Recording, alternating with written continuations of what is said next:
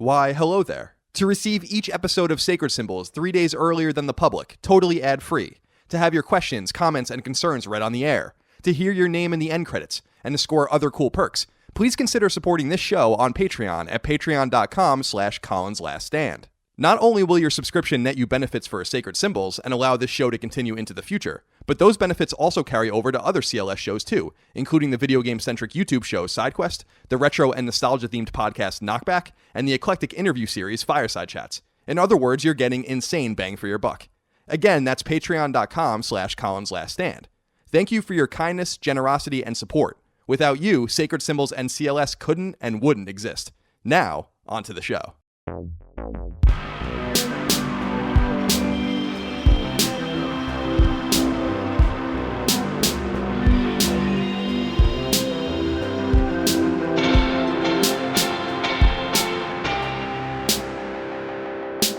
Greetings and salutations. Welcome back to Sacred Symbols, a PlayStation podcast. This is episode 8. My name is Colin Moriarty. I'm joined as always by my friend Chris Raygun.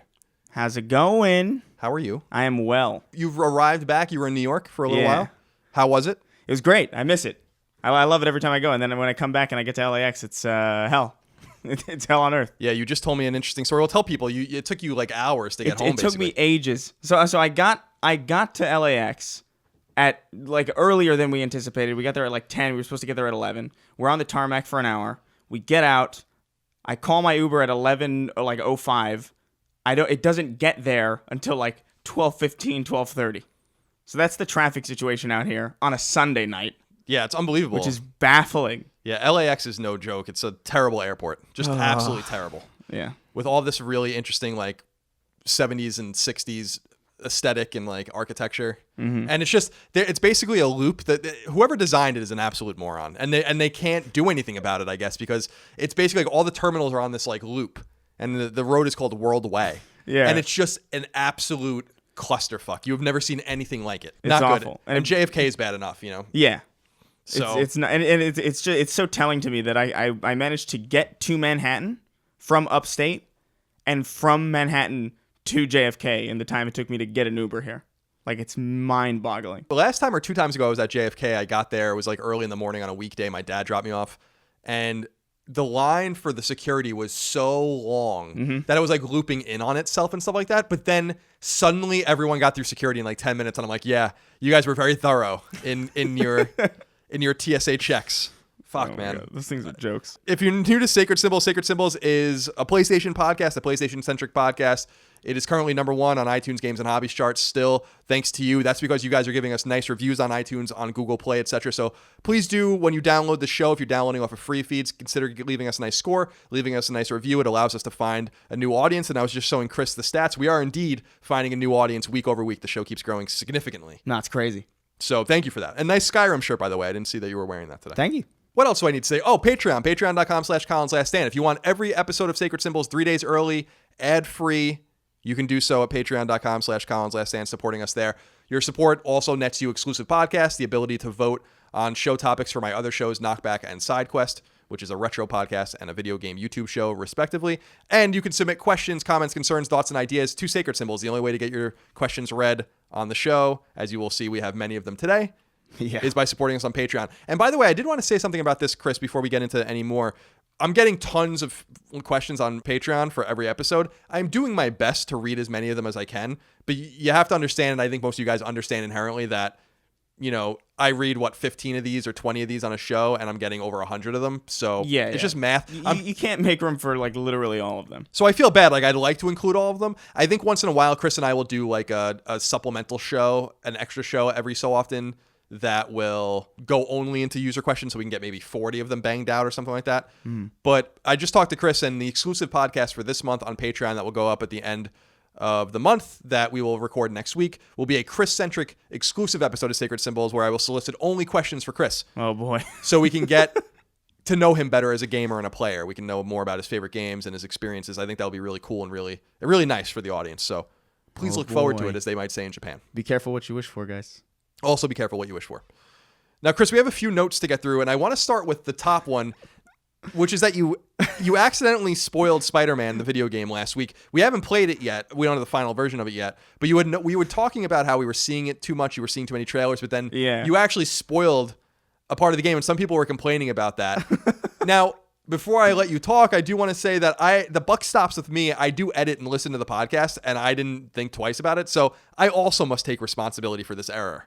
But I just wanted to bring that up. It was an accident. See, I would also ask what I spoiled, but I can't know now. Because we won't say it. We won't say. But it had to do with a boss fight. Oh, okay. I mean, come on. I'm with you on that. Like, I don't think it's a big deal, but I understand if people want to go blind. I understand it. Yeah. But I did feel bad that you would only get the blame for it. The buck must stop somewhere, right? Like Harry Truman said. In fairness, this is a video game show that's covering news, and like I got spoiled from like scrolling through like recommended sections on YouTube. Like there's thumbnails and stuff that just like completely take the surprise out of anything, and it's like, oh, okay, well that's neat. I wasn't even looking for this. I was just trying to find out. I was just trying to look on YouTube for something interesting. It's rough. Chris, there was some controversy about my pronunciation of GIF. Oh, you said GIF? Yeah, I want to know more about how you feel about this, because what we're talking about is GIF, or GIF, the GIF, the file extension, the moving image. And I call it a GIF specifically because the man who invented it calls it GIF. So that's my entire... That's your reasoning? That's my entire reasoning. That's right? fair. It's wrong, but it's fair. Yeah, how do you feel about this? It's GIF. It's obviously GIF. Because the G in GIF stands for graphical. Oh, so you take it more as a... Okay, so... We're not necessarily focusing only on the pronunciation of the acronym, but what the G in the acronym stands for, and therefore, okay. Yeah, I mean, I think that's a reasonable extension of how you would view that word or that acronym. Let me counter that. Okay. Your name is Chris. Right. And your parents named you that, right? And you call yourself Chris. Yeah. What if I was like, your name's Chris? Those are two very different things. But how? Because it's not an acronym. My name's not an acronym. So you're really hung up on the acronym part of it. Yeah. Right? Okay. But not the pronoun. Because I was thinking about Colin and Colin. Colin Powell did a great disservice to Collins around the world, because he's the only person I've ever encountered who insisted on him being called Colin, even though his name is spelled Colin. You know, so I just feel like it's got to be an ode to the person who invented it. You know. Who are we to say? It's fair, but I don't know. I'm never gonna call it GIF. That's fair. First of all, GIF is already a thing. It's a brand of like peanut butter or something. It's pretty tasty. I don't know that I can tell the difference between like Skippy, Jif, and like they're the same. And it's the same. Peter Pan. It's the same garbage. Yeah, I used to get really excited when I was a kid when we would get like Peter Pan, because that was like the more boutique-ish. I've literally never heard of that in my life. Not in my entire. Peter Pan peanut butter? No, what? Peter Pan peanut butter? Yes. What is that? It sounds like a total joke. Oh, it's a brand. It's a brand. I fucking promise you, it's a brand. Yeah. Okay. Sure. Crave Snow wrote into us and said, regarding, and this is for another note, regarding Bethesda purchasing Avalanche. So he's referencing last week when I said that I really do feel like Bethesda is planting a seed with Avalanche and with Rage 2, and that maybe they'd be interested in purchasing them and bringing them into the family.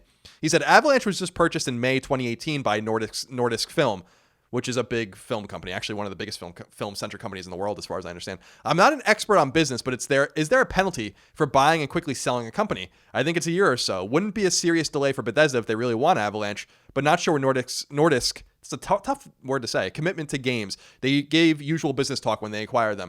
I did know this, but totally forgot about it in my theory, so this probably does dispel my theory that Avalanche would be purchased by Bethesda or ZeniMax, not because of this arbitrary time period in which you can flip companies, and I think that depends on the country you're in. For instance, Univision just bought Kotaku last year and is already looking to sell them. Yeah. So that happens, but I think this probably dispels my notion. I think I'm probably wrong about this, so I wanted to say that. Luke Labetsky. That's a lot of... Yeah, it's interesting consonants. There's a lot of consonants in there. It says, hey, Colin and Chris, first off, just wanted to say that I got an eye exam last week, and they do, in fact, still blow air in your eye, and it is still awful as you remember. I also had an eye exam last week because I went to New York where my insurance is taken. I did not receive that. I did not get air blown in my eye. I haven't done that in probably almost 10 years, and I looked into it a little bit. I'm very neurotic, let's say. That's a fair. As you might have noticed. So I go to get my eye appointment. I go to the dentist twice a year. I go to my eye appointment. I get my physical, whatever. And so I go to get my eyes done, which are almost 20/20, by the way, and I still wear glass. I have the weakest prescription possible that you can get insurance to pay for. Oh my God. Which is a -0.1 or -1 or something. I don't know what I don't know what it is. I'm blind and I don't know what those numbers mean. So I looked into this a little bit. And so the idea of blowing air into the eye, and again, we referenced this last week, this isn't an optometry podcast, is they're looking for internal eye pressure, and this is the way they look for glaucoma. And there are machines that are a little more sophisticated and expensive that allow them to do it without the air, and that's what I've been experiencing. So if you're still getting the air blown into your eye, you're getting some Bush League optometry going on. This is the 21st century. This is the 21st century. Oh my God. And finally, Daniel Schiffer hits us with a very, very tough fuck, marry, kill. Oh my God. Fuck, marry, kill, Chris, Colin, Bunty. What is this? And, what? And he says, parenthetically, yes, you have to put yourself down for one. Oh my God. Can you do it, Chris? I won't be offended if you kill me. I don't know. We got a good podcast going on, so I guess I will fuck myself. Oh. Because that's the least weird somehow. I'll marry Colin and I'll kill Bunty because Bunty's not even around. That's true. So yeah, it would make no difference. I have to look into the legality of it, but I'm like 95% sure you can legally kill Canadian citizens. I was about to say that. I was wondering if there was a legality to that. Usually there's like a problem you kill anyone, but I feel like do Canadians have rights? It's unclear to me. I have to kind of consult I have to go into the stacks, as it were, and locate the proper books to look into it. But right. I think you can legally get away with it. By the way, that's not real legal advice. That's a joke. So no one go try to kill any Canadians and blame it on me. Okay? That would be a rather unfortunate suit. Oh my God. Well, you know what? I'm just saying, don't kill anyone. It's a joke. It's good advice. Don't kill anyone, Colin Moriarty. As far as fuck, marry, kill, I'm gonna marry Chris. I'm gonna fuck Bunty, and I'm gonna kill myself. That's good. I don't know why I didn't think of that strategy. Just take me off this mortal coil already, for the love of God. Who needs it? All right, let's get into what we're playing. I want to start with you. You've been playing Dead Cells. Yeah. Talk to me about it. We talked a little bit about it a couple weeks ago, but it's a really great Metroidvania procedurally generated game. What do you think of it? It's really good. I love it. I love how quick it can be. Like, it's very swift. Like, I don't feel like it doesn't feel like janky, and it doesn't feel like slow. It feels like you can glide across the levels real quick, and I love fast-paced games, and like a fast Metroidvania is great. And it doesn't feel procedurally generated that much at all. I was actually kind of impressed by that. It's seeded in a more limited fashion. Yeah, it was good. No, but I've been playing it a lot. I beat that first boss, and then I'm like just past that first like big fight. I was playing it on the plane on the Switch, which is like a great way to play that. But yeah, no, I like it. I like it a lot. How is the frame rate? I heard on Switch the frame rate's a little rough. The frame rate isn't bad so much as there's a point every so often where if you're like going real fast or you're like dodging into an area with a lot of enemies, you'll just kind of skip a few frames. It's not really a jittery thing so much as it is like, whoa, how did I get here? You know. Aside from that, it hasn't really affected my enjoyment of it. That's good to hear. It's really remarkable about, and I know people think I shit on Switch a lot, and I really don't mean to, but it's remarkable that Switch can't stably run Dead Cells. Yeah. That really tells you about the direction, the trajectory that thing's going in with third-party support in the next couple of years when the new consoles roll out. But I'm glad you're enjoying it. Remember, I have a Let's Play of the game up, and actually, I think the boss you're talking about, I beat for the first time on the Let's Play accidentally. Yeah? Because it's all about, like, gaining health and gaining, like... Yeah.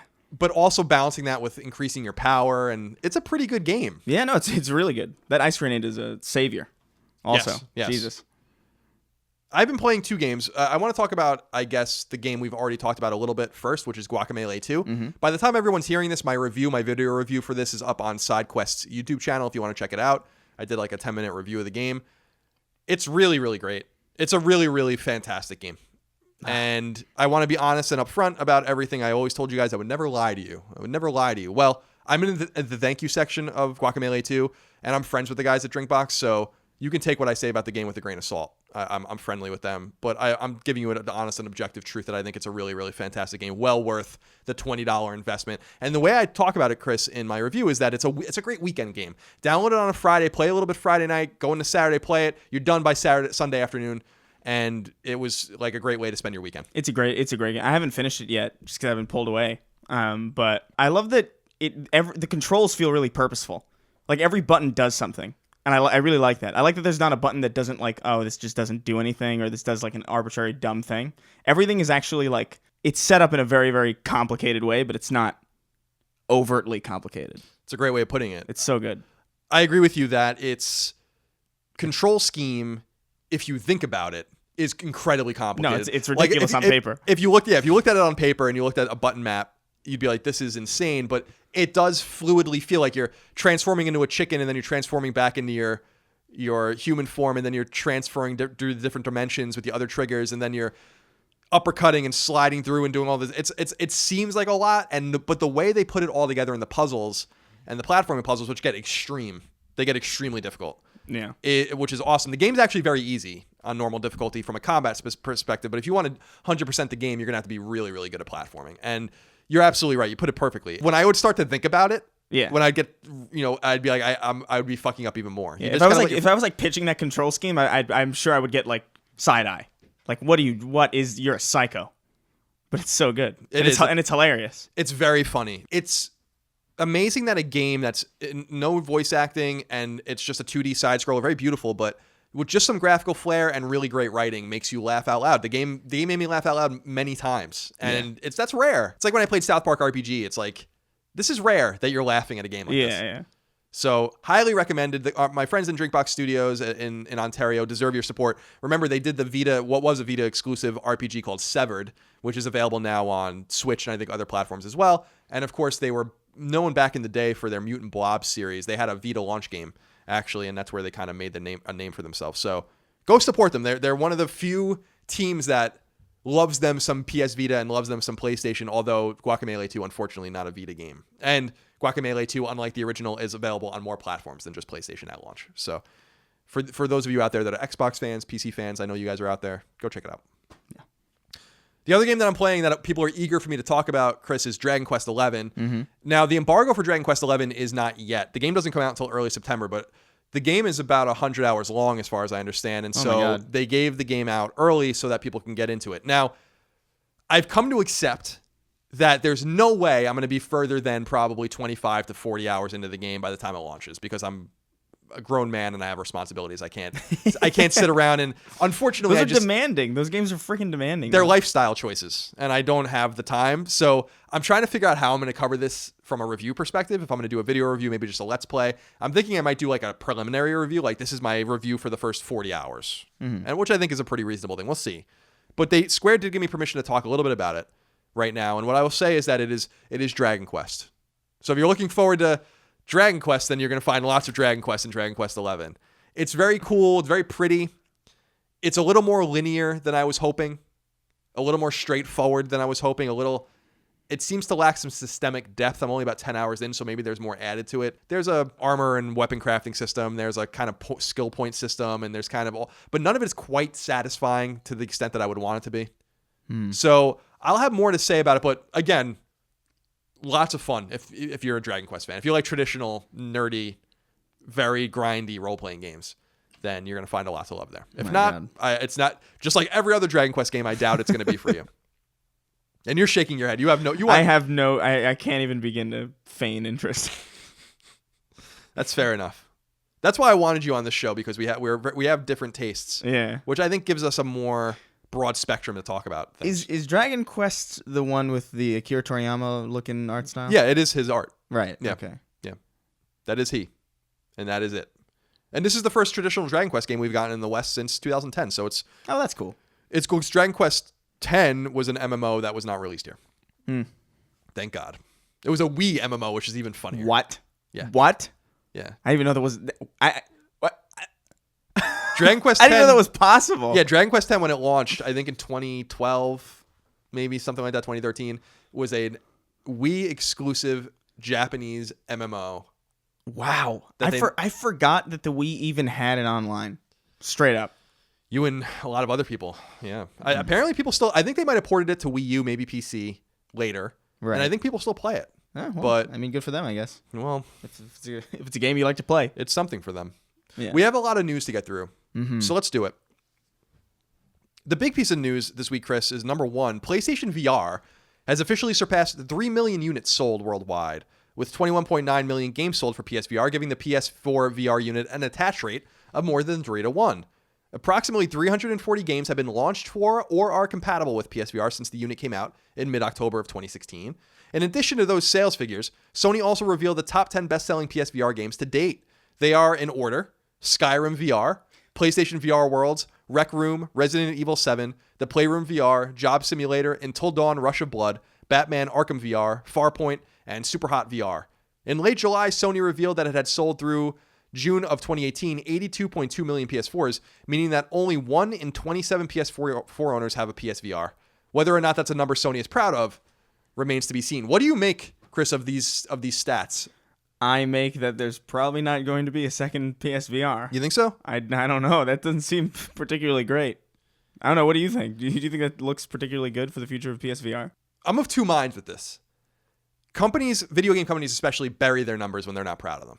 If they didn't want to talk about this, then they wouldn't talk about it. Does Sony, though? I don't think Sony... They do. I mean, for instance, they would obfuscate... Can I ever say that word? Obfuscate? Obfuscate. O-B-F-U-C. That or word. S-C-A-T. Yeah, you know what I'm saying. Yeah. They would bury their PSP and Vita numbers together to make the Vita look like it was selling more, for instance. So they would combine them and be like, we sold 13 million PSPs and Vitas, but we're like, we have no idea what that means. So they don't necessarily avoid their numbers like Microsoft does, but they try to obfuscate. There you go. Those numbers. We don't know Vita numbers at all for more than 5 years, for instance. And that's intentional. So the fact that they said this makes it seem like they're proud of it. Otherwise, they wouldn't say anything, right? Yeah. But, I mean, surely 1 in 27 is pretty...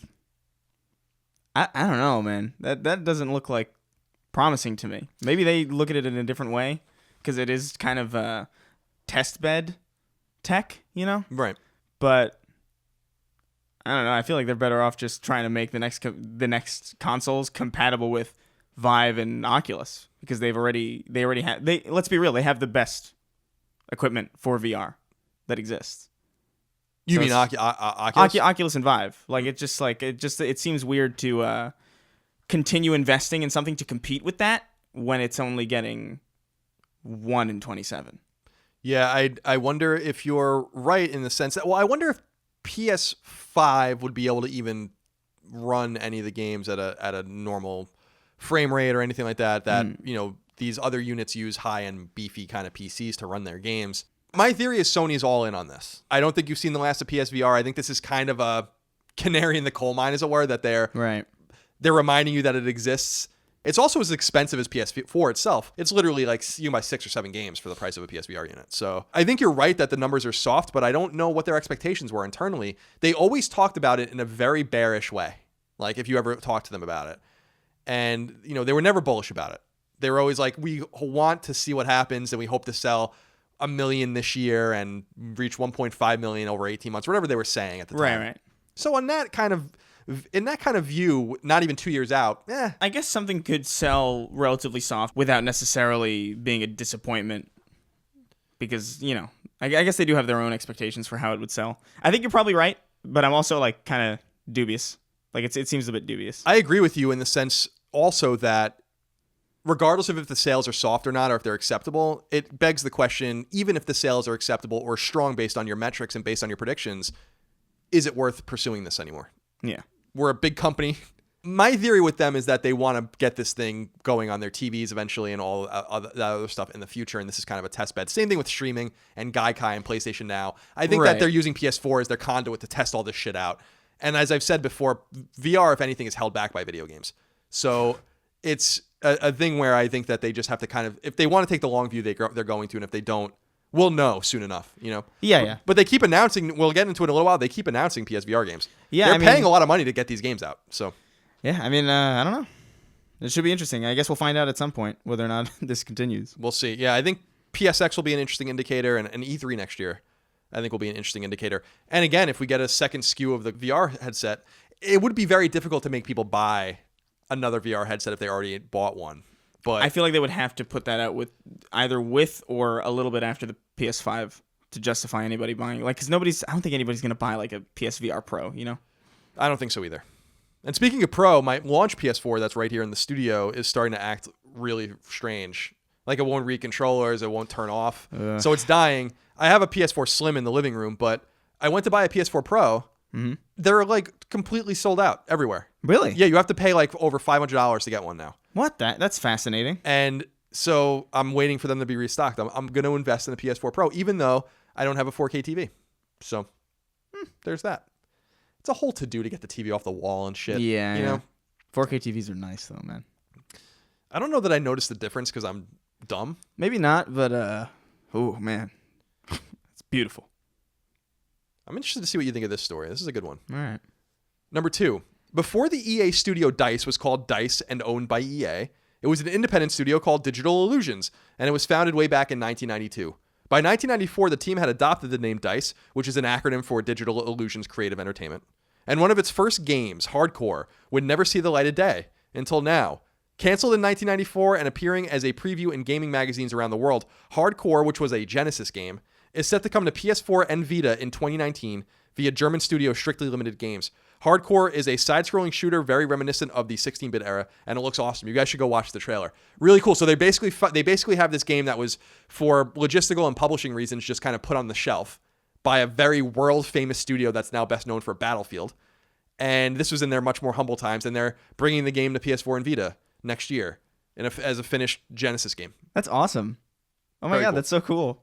Has that happened before? I feel like that's an interesting... I don't think I've ever heard of anything like that, where like a studio has like an old game that's like put on the shelf and like finished, but just like never released, and then released like, what, 20 years after? What? People will write in. I'm sure there are examples. The only thing I can think of is not quite the same, but it's like Duke Nukem Forever, and those were kind of like started and restarted and restarted. Yeah, but that's like sold. development hell. Right, exactly. So yeah, it is a little bit different. That's cool, man. It is very cool. I'm very excited about that. They're building and finishing the game on the Genesis dev kit, which is pretty cool. Wow. So it's an authentic game, but it'll be a PS4 and Vita game next year. So yeah, again, if you like that kind of side-scroller bullet hell kind of, I don't know, it's not really bullet hell, but what is it? What does it look like? I haven't seen the trailer. Is it like Metal Slug type? yeah, kind of, yeah. Metal Slug was amazing. Big sprites, not a lot of room to move. Mm-hmm. So a little on Neo Geo in that way, but yeah, very 16-bit. Very 16-bit. Right. Number 3, Sekiro or Sekiro. I still don't know really how to say this. Sekiro. There you go. That's probably it. Yeah. Sekiro, Shadows Die Twice. The upcoming game from developer From Software, best known for Bloodborne, Dark Souls, and Demon Souls, and publisher Activision, best known for being obnoxious, now has a release date. The game will launch in the very crowded Q1 2019 timeframe on March 22nd, 2019 to be exact. Ooh. Why? Why are you doing that? That's weird to me. There will be a collector's edition if you're interested, which includes a 7-inch statue, a steelbook case, an art book, a map, a soundtrack, and coins. That's a weird time to release that. I'm excited for that, by the way. I'm definitely picking that up. It's a terrible time to release it. It's a bad time to release it, 100%. I don't know what they're thinking. Activision has all the money in the world. Hold the game until the summer. Yeah. Release it in July. That would be a great summer game. Release it in July. Like, that would be awesome. People will be done with... July is probably Last of Us. July and June. June is the Last of Us. That's true. But I still think with Days Gone, Anthem, Division, etc., etc., etc. Maybe it's just because it's a From Software game, and they know that like people who get From Software games they're probably gonna grab it anyway. That's true. I don't know. I'm excited for that game though. It looks cool. There's a new trailer, I think, or some new impressions, because Gamescom is this weekend. And by the way, I was noting on Twitter right before you got here, no one seems to give a shit about Gamescom this year. Have you noticed that? There's no buzz for it. Yeah, I feel like I've never really cared that much about Gamescom, just because like I feel like by the time Gamescom comes, I'm already looking forward to all the stuff that's coming out really immediately because it's almost fall. Sure. So I'm just like, whatever. Yeah, stuff's happening. I guess it's kind of like when a random. It's like when Red Dead and Doom came out with their gameplay trailers. You know, it's just like a random day where like you get a lot of news for some things that you care about. It's just like one of the. Oh, okay, well that's cool, I guess. Yeah. I don't know. I remember going to Gamescom for the first time in 2011 and walking away from the show being like, this show, because of its hybrid potential where it has kind of a press component and a behind closed doors component and press conferences as it used to, and then it also has this massive public facing, hundreds of thousands of people go to the show. It's huge. Yeah. The Colin Messa where it takes place, which is like a huge convention hall, is fucking gigantic. Dude, I am not even kidding you. It is the biggest thing I've ever seen in my life. I can't believe how big the building is. And when I came back to the States after going for the first time, and I was like, this is going to be bigger than E3. There's no way that Gamescom can be this big and people can ignore it. And when I went back 2 years later, I felt the same way. But years detached, it seems like universally all of the trade shows are waning. Like people that are there are excited, but nothing's really breaking. No news is coming out. There's too many shows. Yeah. Too many shows. Do me a favor and never go to Gamescom because I probably won't. Dude, I've never seen more people in my life. I probably won't simply because I hate planes enough flying in the country. I'm definitely not going to fly across an ocean. You don't want to go to Germany. I don't want to do that. Number 4, Supermassive, the UK-based studio most notably behind PS4 exclusive teen horror movie game Until Dawn, has trademarked a new game title. It's called Shattered State, and as website Push Square pointed out, with Gamescom, essentially Europe's sort of kind of E3 happening very soon, it's not beyond the realm of possibility that Supermassive will announce this game in some way. Supermassive has been relatively quiet since it released Until Dawn in August of 2015, with the exception of the PSVR-enabled Until Dawn spin-off Rush of Blood, the PSVR Until Dawn prequel The Impatient, crime game Hidden Agenda, and Bravo Team, an upcoming PSVR game. While that seems like quite the opposite of quiet, none of these games are nearly of the AAA quality or provenance of Until Dawn. And while all of those games were quietly published by Sony, it's well within the realm of possibility that Shattered State will be published by someone else, and maybe platform agnostic. Pretty cool news. You still haven't gotten around to Until Dawn. No, I haven't. I haven't played Until Dawn specifically because people keep telling me that I look like Chris from Until Dawn, which is unfortunate. And it's just been like, I'm not gonna play this. Yeah, Chris is like one of the douchebags, right? One of the douchebags with he just has glasses. He's just a white person with glasses. Yeah, he doesn't really look like you. He doesn't look like me at all. No. Stop it. You got to play that game. It's so great. It's one of PS4's hidden gems for sure. Yeah, no, I've heard nothing but good things about it. I just have not gotten around to it. It's really, really cool. I bet you I still haven't finished Detroit.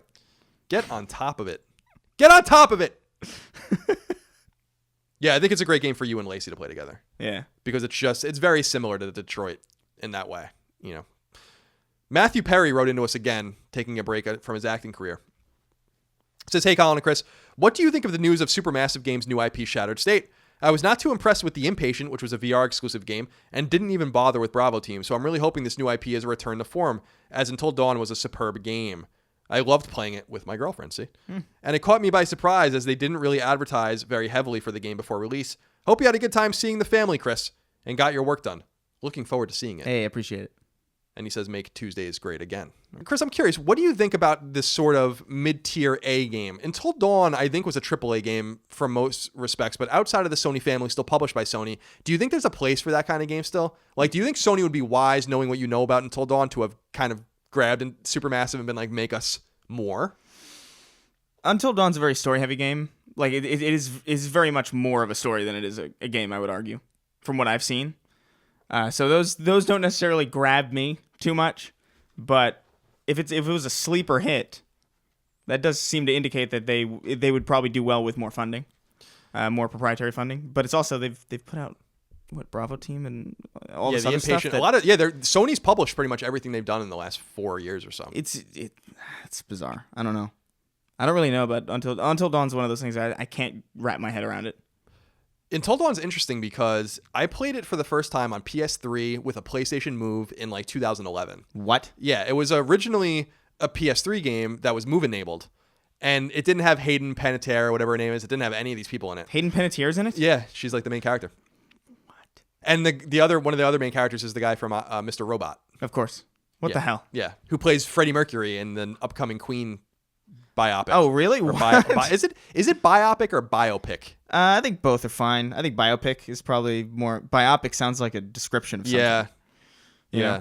I want to say biopic, but that sounds like a skill from Mass Effect. Yeah. So it's cool to see like how the game turned out so well, because when I played it for the first time, it was totally different. Like, I'll never forget it, having access to that early PS3 build and talking to the guys and giving them feedback, and they were really excited about it. And that was literally like 4 years before the game came out. Yeah. So it seems like they were in shit or get off the pot mode, and it seems like maybe the VR games they were making were supplemental to get them a little bit more money in. But they're an interesting team, and I would love to see Sony continue to lock down, certain developers and certain members of the family that aren't members per se, but rather just kind of treated like cousins. Until Dawn was a really great game, and what was clear about it is that they didn't realize it. Like, Sony didn't realize what they had. It was one of the rare examples of them not understanding that they had a game that they should have heavily promoted during football. They should have heavily promoted during Halloween and all those kinds of things. Maybe released it around Halloween. I think they released it in like August. That's weird. Yeah, that's weird. Yeah, whoever made those decisions at Sony should be berated for them. Meanwhile, they like promoted the shit out of the Order 1886. My God. Which was disappointing. Number 5. This is a long one. This has a big quote in it, but I want to read the entire thing because I think it's super interesting. Okay. Number 5. It sounds like Bethesda is getting tired of Sony's stance on crossplay between PS4 and rival consoles and mobile hardware manufacturers alike. Eurogamer reports that in a conversation with Bethesda's marketing and communications guru Pete Hines, the topic was forcibly broached in regard to the digital card game The Elder Scrolls Legends, which has been out on PC and mobile devices since last year and will be coming to the big 3 consoles later this year. And he says, quote, "It's way more pertinent to Legends. Fallout 76, sure. It would be nice if I could play on my Xbox and my kid is playing on PC and we can play together, but if we can't, okay. There's lots of games. I play Overwatch on Xbox and he plays on PC separately and has a whole separate account. It's not critical. But for Legends, it's absolutely critical. Both crossplay, which is how Legends works right now on every device. You're playing against somebody who could be on any device, and more importantly, cross-platform progression, which means no matter what you do on any platform, you load up the game, and so long as you're logged in, here's all of your progression, here's everything you had, everything you were doing. If you were in the middle of a match on PC and I flipped the laptop closed while you were in the middle of a match, and you loaded up on your phone, you would be right back in the match where you were. This is a must for us on any platform. If we have to start segmenting our audience to say folks on this platform can't play folks on that platform, or any progress you make on that platform can't be there, then man, that's a bad situation." End quote. He later went on to say, quote, "We continue to make our case for this is how it needs to work and this is how it needs to function. But we are moving ahead with the assumption that any platform we release it on must support cross-progression and cross-play. I am aware of the conflict that arises given that statement, but we are continuing to work on it." End quote. What do you make of that? That's Bethesda swinging its big-ass dick around, I think. Yeah, and it's for a good purpose, I think, honestly. I don't understand why this is such a difficult thing to grasp. Because, like, to me, like, Destiny would have benefited heavily from that. Like, being able to play Destiny on any platform with your, because right now you have to, you straight up cannot transfer anything, and that's a long game to sit through. Like, if you have to, you're not gonna want to play through that story over and over again because the story's lame. To level your shit up just to get your no. I'm glad that they're just kind of waving it around. You know, I am too. It's interesting. It's interesting that they chose this game to do it with, though.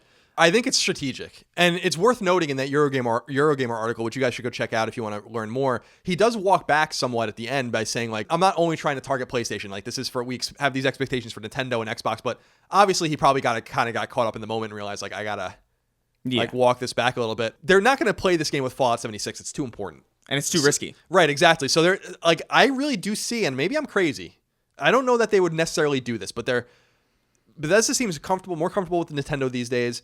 Then they're still on Microsoft's, stage at E3. Mm-hmm. So Sony is like a tertiary partner to them right now. And obviously they're selling lots of games on the console. They don't want to infuriate anyone.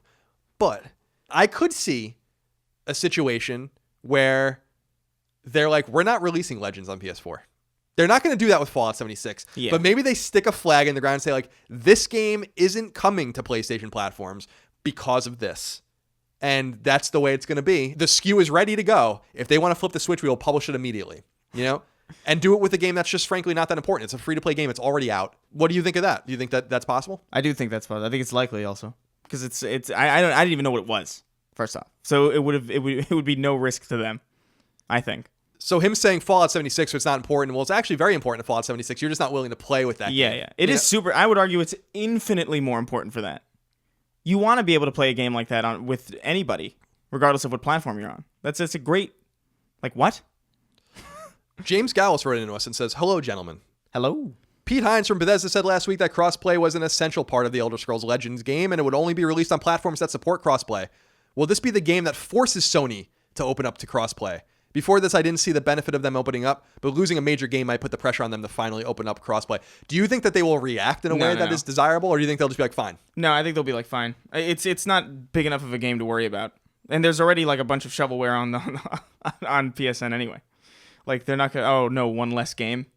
Like, and it's Elder Scrolls. I guess they could possibly react to it on the basis that it's Bethesda, but not because of the game, I don't think. I don't think it's because it's this game. The game's not big enough to justify a reaction. The publisher, the company, might be. Russell Wyatt wrote into us and said, do you think this will set the precedent for other studios sending a public message to put more pressure on Sony? Or will Sony hold out on crossplay for this generation, since it is so close to the end of the life cycle, and announce it as a feature of the next console just to build hype? I think that's entirely what they're going to do. If they're smart, business-wise, they will definitely do that, because it means they don't have to update the architecture now. They don't have to really do much of anything for the time being, and they can use... I mean, they've done this before. Like, they're going to use something that they should have been doing as an example of something that's new and exciting. It's like when Microsoft put out backwards compatibility. It's like, hey, we got backwards compatibility. Isn't that exciting? It's like, yes. This also should have just been there. Right. Yeah, no, I think you're right. I think they will probably release it or start doing it once the PS5 is a thing. I think you're absolutely right, Chris. I think that just throw this in the basket of shit that they should be doing that they'll announce to make them seem very consumer-focused and consumer-friendly when the time counts. And I do also want to say that I think that the argument over crossplay is largely overblown. I think that most people do not care. Most people do not know, and it's not really affecting these robust games like Fortnite, because even if you have to play Fortnite on PlayStation against PlayStation gamers, there's still probably tens of thousands of active people playing it at any given time. Like, who cares? It should be there. Yes, it should be there. And it's not the first game to have this problem. And it's not the first popular game to have this problem. Rocket League had this problem. Mm-hmm. And Rocket League does, I think, allow you to play with PC gamers on PS4, but not Xbox gamers. Something like that. I don't know. It's weird. That doesn't make any sense. I don't know. I think it is overblown, but it is something that you don't care about until you've had a taste of it. You know, like, because I'm looking forward to Fallout 76, and I have a lot of friends that I'd like to play with on PC and PS4 and Xbox, that it's just, like, not going to be possible. I'm going to have to, like, delegate, okay, which friends do I not want to play with? And that's a weird, annoying decision to make. Prioritize your friends. It's no big deal. Daniel Stark wrote into us and said, what are your opinions on the future of crossplay? Sony has been very firm with its stance of not allowing crossplay with Xbox, Switch, etc. Do you either of you believe this will have to come to a head? Do you believe this will ultimately hurt Sony? Could it be that Sony just doesn't have the ability to make crossplay happen? That's the one thing that I wanted to focus on. There's no way that this can be a technical hurdle. Yeah, no. I don't see that. He says if we can't change our names, which we can't, I can't rightfully expect Sony to be able to just flick a switch and allow crossplay. I think you're giving them too much credit, Daniel. PSN names, the reason that they can't be changed easily is because Sony tied the actual physical name to a bunch of shit in the back end. Instead of tying it to a numerical code, which is what they do on Xbox and what they do on Steam, so you can change your name however many times you want, and it doesn't affect anything. Mm-hmm. But all the excuses coming out of Sony's mouth over the last few years, I used to press them on this hard. This is a thing that you're allowed to do on anything. This is who coded the PSN. It's basic stuff. And then you remember when the PSN launched, the PlayStation Store launched in a browser. So it's not a huge surprise. There wasn't even an app. You had it literally launched in a browser on the PlayStation 3. Oh my gosh. So are we really that surprised that we don't have crossplay? Are we really that surprised that we can't change our PSN name? Early PSN was fucking terrible. Something. You can tell that they looked at Xbox Live and they're like, oh. Number 6. Bloodstained Ritual of the Night, the spiritual successor to Castlevania Symphony of the Night, led by longtime Castlevania producer and writer Koji Igarashi, has been delayed to 2019. Worse yet, the game has straight up been canceled for PS Vita. In an update on Kickstarter, Iga wrote, quote, "Our first announcement is that the game will now launch in 2019. The most important reason for this is to raise the quality level, especially after all the very valuable feedback from the beta backer demo. The second announcement is that the game will no longer launch on PlayStation Vita. This decision is largely due to Sony's plans to discontinue the Vita console, ending production of physical copies, and stopping certain online store support features," end quote. What do you think? First of all, as a Vita man. They're full of shit, first of all. You have till mid-February of 2019 to get your physical game orders in. They're not changing the Vita store in any demonstrable way. I guarantee you the Vita store is going to run on Vita for well into the 2020s. That's number 2. I wish that they were just honest and saying, like, we can't fit this in. We need to get the game out. The SKU is irrelevant to us, and we're just going to cancel it. Sorry. I would have much more appreciated that than this kind of chicanery. That's a word? It is. It is a word. It's a good one. I should note that I'm friendly with Iga, and I was the host of the launch stream for the game. So again, oh, wow. Take what I say with a grain of salt if you want. I want to throw that out there to keep things on the up and up, but it doesn't change. Actually, I was just very harsh on them, so I think you can see that it really is irrelevant. That played no part. But I wanted to play it on Vita, so that's super disappointing. And they released the prologue to it a couple months ago on Vita, so that's weird. It pisses me off, man. I did tweet out, and we're gonna do this. I think if you're willing to help me. Years ago, I had the idea of doing a Viking funeral for Vita because we thought it was gonna die much sooner. It's like still hanging on. It's like it's like in a coma for the last 4 years, and we just want it to die. Well, I don't want it to die, but people are expecting that it's gonna die. So I want to like put it in a river somewhere and shoot like a flaming arrow at it at a pyre to like make it erupt in flames and have like a very sad procession for it. I think it would be very funny. It would be very funny. You wanna shoot fire in the in Los Angeles? Yeah. Oh yeah. Yeah. Why not? We can go to Nevada and do it. They'll let you do anything in Nevada. Yeah, exactly. We'll go to Nevada and find a river. I think it'll be a very funny but also solemn celebration of the handheld that never got a fair shake because Sony fucked it all up. The handheld that couldn't. Indeed, the handheld that didn't. Number 7, Arcane Studios, one of Bethesda's fully owned teams, is putting its marquee title to rest, at least for now. Dishonored? Yep. Word comes by way of VG247, which spoke with the studio's lead designer, Ricardo Barr. And I think that's how you say it, but I'm sorry if it's not. In the interview, he says, quote, I can't say definitively what might happen down the road. Anything could happen, but Dishonored is resting for now, end quote. In the interview, it seems that Barr and his team want to get away from purely single-player experiences and perhaps inspired by its canceled FPS The Crossing, which was to be published by Valve, was announced in 2007 and was canceled in 2009, is looking to heighten what we look at currently as a lone experience. Quote, being able to incorporate more online sharing or multiplayer type stuff, we totally might do that. It's interesting because for a while, there was this push with a bunch of big publishers to force teams to include multiplayer modes. I feel this was super destructive because you end up with a team that's made a really compelling single player game, but they were forced to tack on this deathmatch mode or whatever. It was super distracting and resource draining to the team. And as it turns out, it didn't help some of those games anyway. But what I feel like is happening now is different. It's more community oriented. It's more about what gives your games legs, builds community, sharing, and things like that. Games are approaching that with lots of different models, end quote. What he basically seems to be saying is that they're going to make single-player games, but they're going to do crazier shit in those single-player games moving forward. How do you feel about that? I mean, I think that simplification is cool. It kind of sucks that Dishonored's resting because I think Dishonored's really good. The first one. I love the first one to death. The second one launched really weirdly, where there was a lot of launch issues, and I couldn't get past it. I know that game is good though because I had fun for the first little while before I started noticing how jittery and like laggy it was. But man, yeah, I don't know. That's a little disappointing. It is a little disappointing, isn't it? Well, because Dishonored never sold well, but it never lit the world on fire. No. But it did have a hardcore fan base, and it seems like Machine Games is going to stick with Wolfenstein. Yeah, and they sell kind of equivalently. Yeah, it's weird. I don't know. I like Dishonored though, and I hope it continues. I forgot about The Crossing, which is the canceled game that Arcane was working on a long time ago, and I went and read about it. And one of the interesting things that I think I took away from reading about it was that they were working on this thing where your enemies in the game could be encapsulated by a person online playing one of those enemies. So it was a single player game, but could be populated by other people playing as like antagonists. Huh. That's how I understood it, and I wonder if they're looking at that idea as something that they kind of want to integrate back into their games again, which is cool. So imagine Dishonored, for instance, where one of the guards was controlled by a friend of yours, you know? And that, like, you kind of have to outsmart him. It kind of unbalances the AI, I guess, but... Yeah, that'd be a little weird. It'd be a little weird in Dishonored because the context that people are going into that game is that they know it's a stealth game. So they're obviously going to be looking at, like, the roofs and shit. I don't know, that's weird. I do like the idea of, like, asymmetric kind of multiplayer that's not really done all that well anymore, or if at all. The original Splinter Cells had it, and they did it so well. And it's like, it's kind of a shame that just stopped. So, I mean, if they're looking into that could be super cool. Splinter Cell is dormant for some reason, but I don't really understand why. A lot of people anticipated that they were going to announce one at E3. Yeah, I was looking forward to it, and never happened. Alas. I think it's because Blacklist didn't particularly do well, because of course it didn't. I don't know why they did that. Are you looking forward to, I mean, they're kind of similar to Hitman 2. Yeah. iOS Hitman 2. I am looking forward to Hitman 2 because I got to get my stealth game fixed, especially now that Metal Gear and Siphon Filter are both dead. Yeah, Siphon Filter ain't ever coming back. We can barely get Ben to release Days Gone, so you're probably never going to see Siphon Filter. No Siphon Filter, and Metal Gear is gone.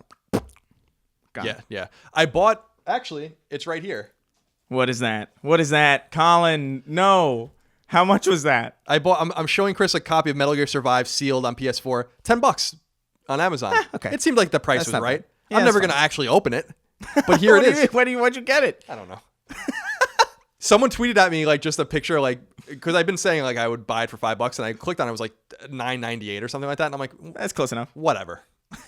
And then it's just gonna be here in case the mood strikes me. You're gonna look at that thing one day, and it's gonna be like you're gonna be stricken with curiosity. I guarantee it. You're probably Because it's just right. sitting there, and it'd be a good thing to talk about. It would be a good thing to talk about. It could be a traumatic thing to talk about. It says on the back, a soldier, a mission, a deadly land. No. Anyway. I think that's just going to stay in the seal. Anyway, yeah. Rip Splinter Cell. R.I.P. in peace, as the saying goes. Number 8. Sony has revealed the best-selling digital games on PlayStation Network for the month of July. PS4's top-selling games for the month were in order: Grand Theft Auto 5, Christ. Rocket League, No Man's Sky, FIFA 18, Destiny 2, Darksiders War Mastered Edition, Minecraft, Fallout 4, Need for Speed, and Horizon Zero Dawn. God, what is that? Freaking Grand Theft Auto, man. That's It's nuts. unbelievable. That's insane. If I owned a piece of Take-Two, I'd be so thrilled. Yeah. Wow. PS Vita's top 10 best-selling games for the month were in order: Persona 4 Golden, Stardew Valley, God of War Collection, Adventures of Mana, Minecraft, Jet Set Radio, Ys Origins, Jack and Daxter Collection, Child of Light, and Bloodstained, Curse of the Moon, which is the only Bloodstained game you're going to get on Vita. Oh. PSVR's top games in order were Rick and Morty Virtual Reality, PlayStation VR Worlds, Job Simulator, Super Hot VR, Drive Club VR, Arizona Sunshine, Keep Talking and Nobody Explodes, Doom VFR, Skyrim VR, and Static. And finally, the top 10 PlayStation classics were in order: Destroy All Humans 2, one of your games, Grand Theft Auto San Andreas, Destroy All Humans 1, Twisted Metal Black, Bully, Dark Cloud, Rogue Galaxy, Dark Cloud 2, Ape Escape 2, and Grand Theft Auto, the trilogy. That makes me happy. It makes me happy that those games are like coming back in some way. I'm thrilled about it too, and I really do wonder if the PS5 will play nicely with PS3's PSN, so we can access those games and have a more robust catalog of PlayStation, so-called PlayStation classics. Yeah. The fact that we can't play PS1 classics on PS4 natively is very strange. Like, how hard is it to emulate that? Yeah, It's really weird. it's baffling to me, and it's annoying to me, especially because that's my favorite art. That's my favorite library. So, like, what are you doing? Please help. Do it. Maybe next console. That would be nice. Yeah. When our hopes and dreams are inevitably dashed on PS5 and it has none of these things, can you imagine PlayStation 5 being announced without backwards compatibility? I can. I'm gonna cry. I can imagine. I can't imagine that. We're gonna have to like take like make a bet or of some kind. I do love betting. Make a prediction. So you're making the prediction that they won't. I'm not comfortable making any predictions yet. Ah. But what I'm saying is that I can imagine a situation where all of our hopes and dreams are dashed when that console is announced. Yeah, because well. this is Sony. And you have to remember that for all of the PS4s, we got also PS3, which ended up being great, but not so much in the beginning when it was $600. $599 US. Giant enemy crabs. I love that one. That's one of my favorite conferences. It's awesome. It's incredible. Only bested by the Konami E3 conference from 2010, which was the funniest thing ever. Yeah, was that 99 Nights? Yeah. Number 9. Publisher Activision and Studio Toys for Bob have announced that Spyro Reignited Trilogy has been delayed. Initially set to launch in just about a month on September 21st, the game will now come out nearly 2 months later on November 13th. In a blog post on Activision's website, Toys for Bob's co-studio head Paul Yan notes that the team is, quote, deeply committed to getting these games right, end quote, hence the delay. We, of course, read into the tea leaves that the games weren't done when Activision revealed that Spyro 2 and 3 were to be PSN downloads, even if you owned a physical copy of the game. While no changes have been confirmed, don't be surprised to find all 3 games on the disc in November. Dorian Brown wrote into us and said, hi, Colin and Chris, with Spyro being delayed, do you believe this is a competitive move to get away from Spider-Man? Or do you think this game is just in trouble and is not nearly where it needs to be? Curious on your thoughts. Thanks as always for the great work. I think it's a 2 birds with 1 stone type deal where I don't think the game is finished yet. And I don't think that I just don't think they were ready for that release date. And they are probably looking at the feedback about how the other 2 games aren't on the disc, and they're probably just going to do their best to put it on the disc, but it also works out in their favor because they don't have to compete with Spider-Man. The Spider-Man thing is I don't think they did it for that. Yeah, I don't know that Spider-Man was going to cannibalize this game anyway. No. But I do think that the feedback that we were giving and other people were giving about the games not being on the disc and how I read into it at the time, and I know a lot of people did that, it just indicated to me that the games were not done. That like they were going to make the disc go gold, get it out to manufacturers, and push to that September date. And the fact that they need 2 more months, or about 7 weeks, is indicative that they they're just not ready to go. Yeah. So expect the game to go gold probably early November. Yeah, I hope that that's enough time. Usually a delay is a little bit more significant. Yeah, last-minute delays can be shorter, but that's usually when there's a defined goal. I think November 19th is the last possible date they can release it this year to get it, in before Black Friday and in before the holidays. Otherwise, I say you punt it until the spring. So I don't even think you fuck around with January or February. I think you literally just be like, the game's coming out later. Toys for Bob's a talented studio. I'm interested to see how this all pans out and if Spyro fans are smitten with it when it comes out or not. Because I know that people really love, Crash, obviously not done by Toys for Bob, but yeah, similar kind of thing. I'm excited. Alex Ball writes in, I'm going to read exactly what you said verbatim. It says, "Say hello, Chris." Now, what I think you meant to say is say hello and wait for Chris to say something, because it says wait for the pregnant pause. But there's something, Alex, there's something about this that doesn't make any sense. Say hello, Chris, parentheses, wait for pregnant pause. I think you meant to say something else. Hello, Alex. There you go. Love the show. Spyro Reignited Trilogy was delayed until December. It was actually delayed until November. Was the whole one game on disc 2 downloadable a sign something was wrong? Also, why did it wait less than a month to go to decide this? This is a trend that has been happening more and more over the past couple of years. Both of your thoughts, please. Usually a game would actually be gold by this point. So are you puzzled that they waited this long? Yeah, no, it is weird. Unless they had some kind of weird idea that they were going to delay it anyway. It is weird that they waited this long. Or maybe they just didn't. I don't know, man. It's weird to me that it's happening a lot with a lot of games. Like this, I think he's right. Like I don't recall this happening all that often. Does it contrast though nicely with what you were saying last week about, and what we were talking about really last week about how if it's not ready, like updates after the fact are long-term updates a good thing or a bad thing? Yeah, no, I think it's a good thing. I think it's a good thing that they're waiting until it's like ready. I'm just curious as to whether or not that's enough time for it to properly be ready if they needed to delay it. Right. Fair enough. It's a totally fair concern. I am certainly a little more skeptical of the game than I was a week ago. Kaylin Parker writes in, says, "Hi, Colin and Chris. I have been finding myself longing to play many games from the PS1 era. Absolutely. I feel like it is a combination of finding that games rarely hold my attention long enough to complete it and the fond memories I have of PlayStation 1, which was the first console my brothers and I had as kids, minus our dad's NES. This past weekend, my fiance, little Seinfeld reference, and I played Crash Bandicoot with another couple, and I found myself overjoyed by the experience. So here's my question. With the success of Crash Bandicoot Insane Trilogy and the hype over Spyro Remaster coming out in November, do you think we will start to see a return of this platformer style to consoles other than Nintendo?" No. I think that's a fair answer. I know. I think you're more likely to see remasters of things that people already have proven that they love. They announced a while ago, which we still have no news about, as far as I know. Maybe you have news about this. They announced Medieval and never showed anything about it. Did they announce it properly? I believe so. I remember seeing a trailer. Oh, you're right. No, Medieval Remaster. You're right. Yeah. No, you're absolutely right. That was at PSX. And nothing.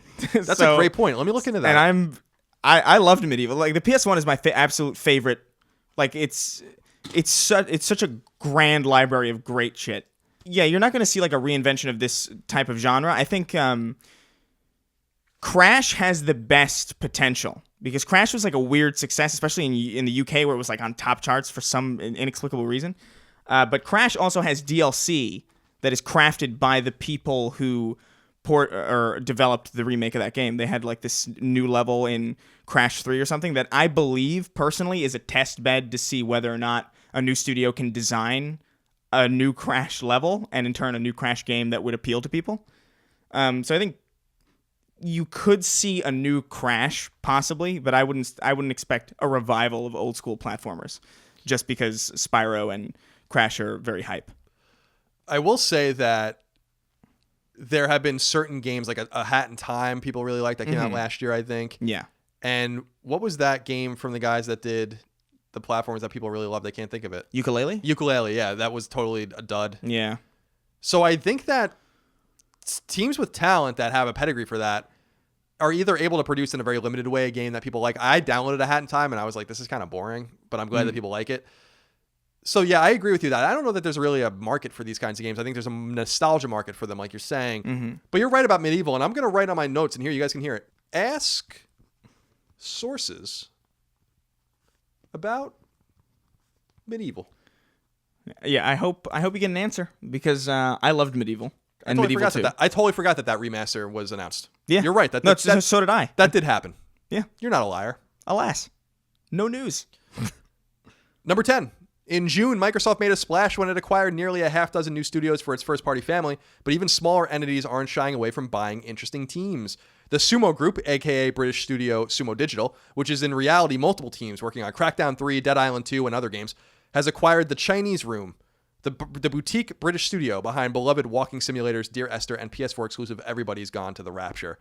PlayStation fans probably best know Sumo Digital for their work on Little Big Planet 3, though they appear to be multiple teams for hire these days. They're really scaling quite a bit. Everybody's Gone to the Rapture is a really great game, and I love Dear Esther. So under new tutelage, not that they were ever owned, but now they have a group that can support them better, and we'll see what happens. Number 11, veteran Electronic Arts executive Patrick Soderlund, who has worked throughout the organization, most recently as chief design officer, is leaving the company, effective in approximately 3 months' time. The mainstay of EA's E3 press conferences, Soderlund was perhaps best known as the head of EA's studio DICE, and then segued into a leadership position that put him in charge of all of EA's internal teams. We wish Mr. Soderlund the best in what he's moving on to next, though I doubt he'll need our goodwill. Between salary and bonuses, he grossed $48.3 million in 2017. That's crazy. My God. Dude, I don't care how bad the job was getting or if you weren't enjoying yourself. If you're making 48 points through whatever $1 million a year. Yeah. You got to feel good a little bit. Yeah, you got to feel okay about yourself. And maybe just retire. What's the deal? Is it because well, I guess it can't be because of that. I was going to say it's definitely not because of the Battlefield thing. I don't think it has any my assumption is he got a better offer. Yeah, probably. Because he's not even leaving immediately. He's leaving in 3 months. Yeah. So it's probably him being like, I'd have this interesting offer that's going to pay me $65 million a year. Jesus. And by the way, I have no problem. I'm not taking the piss out of him. I have no problem with executive pay. No, yeah. If the stockholders feel like he's worth $45 million, more power to you. Who the fuck am I to say? I would say I'm worth more than that. Number 12. If you want a new Timesplitters game, you may be closer to getting one than you have been in a very long time.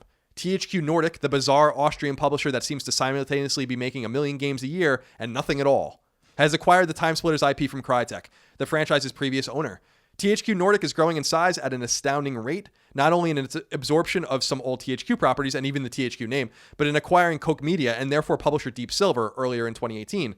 Deep Silver, of course, owns franchises ranging from Saints Row to Dead Island, Homefront, etc. Recently published Kingdom Come Deliverance and will bring Shenmue 3 to the world next year. The last Timesplitters game, Timesplitters Future Perfect, came to PS2, Xbox, and GameCube in 2005, meaning Timesplitters as a series has been dormant for 13 years through the announcement and subsequent cancellation of Timesplitters 4. Does this make you excited, Chris? Kind of. I'm interested in the idea of a Timesplitters game now, but it's also an FPS in a very, very crowded FPS market. So I wonder if it could even find success. Because Timesplitters was interesting because of its premise, not necessarily... Like, the gameplay was pretty bog standard, I would say. I don't think anybody would argue that. You know, it was fine gameplay, but it wasn't like, whoa. You know, it wasn't like Half-Life 2 with a gravity gun. I'm interested to see what they do with it, if they do anything with it, because, like you said, they're not really... It feels like they own a lot of things, but they're not doing anything. Yeah, when I read something about them last year, they were making something like 18 games at once. I'm like, yeah, that's not how publishers work. Sony doesn't make 18 games at once. I really highly doubt you're going to make 18 games at once and actually have them come out. I was never a Timesplitters fan. I will say one thing, though.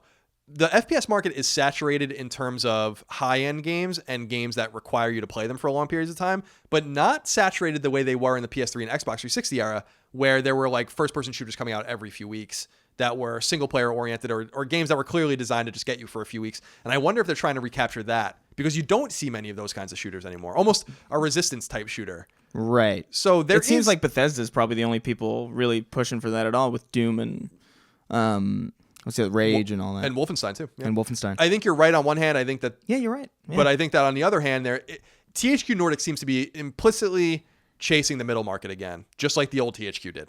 So it's not a huge surprise. Yeah. There's money to be made there. I hope they do. Yeah. Because I miss the middle market, honestly. I had some of my favorite games are middle market games.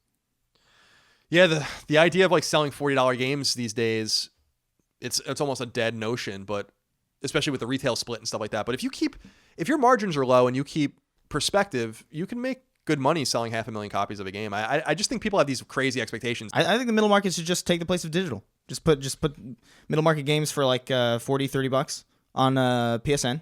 Yeah, you might not be able to get a case for it, whatever. But there's an interest in that. Yeah, absolutely. There's absolutely an I interesting. would love another shake at Destroy All Humans. That deserves another shot. So weird. Who was Destroy All Humans a THQ game too? Destroy All Humans was a THQ Yeah, game. that's It was right. THQ and owns that what's the studio that made the original Battlefront? The name is Pandemic. It was Pandemic and THQ. It was Destroy All Humans 1 and 2. And then EA killed them after the Saboteur. Yeah, I'm looking. Yeah, Pandemic doesn't exist anymore. Yeah, just another EA studio that's gone. Yeah. I'm looking at. Yeah, THQ Nordic owns the rights. Shockingly, so Yeah, well, it might be one of their 5,000 games. that's probably why it's on PS2 or why it's on PS4. I mean, could be. Yeah, another test bed as it were. yeah. Number 13, while Call of Duty Black Ops 4 is coming out on October 12th, it was revealed this past week that its next beta, Blackout, will be coming first to PlayStation 4 and will be rolling out on September 10th. Better yet, if you partook in the previous beta, you won't need to download a whole new file. Instead, the previous beta will accept an update on your PS4 that will get you back into the action. It's unclear how long the beta will run. What do you think about this game? Because I know you're a big Call of Duty campaign guy, so you're just completely Yeah, I'm just checked out of it, right? phased out. Yeah, I don't care.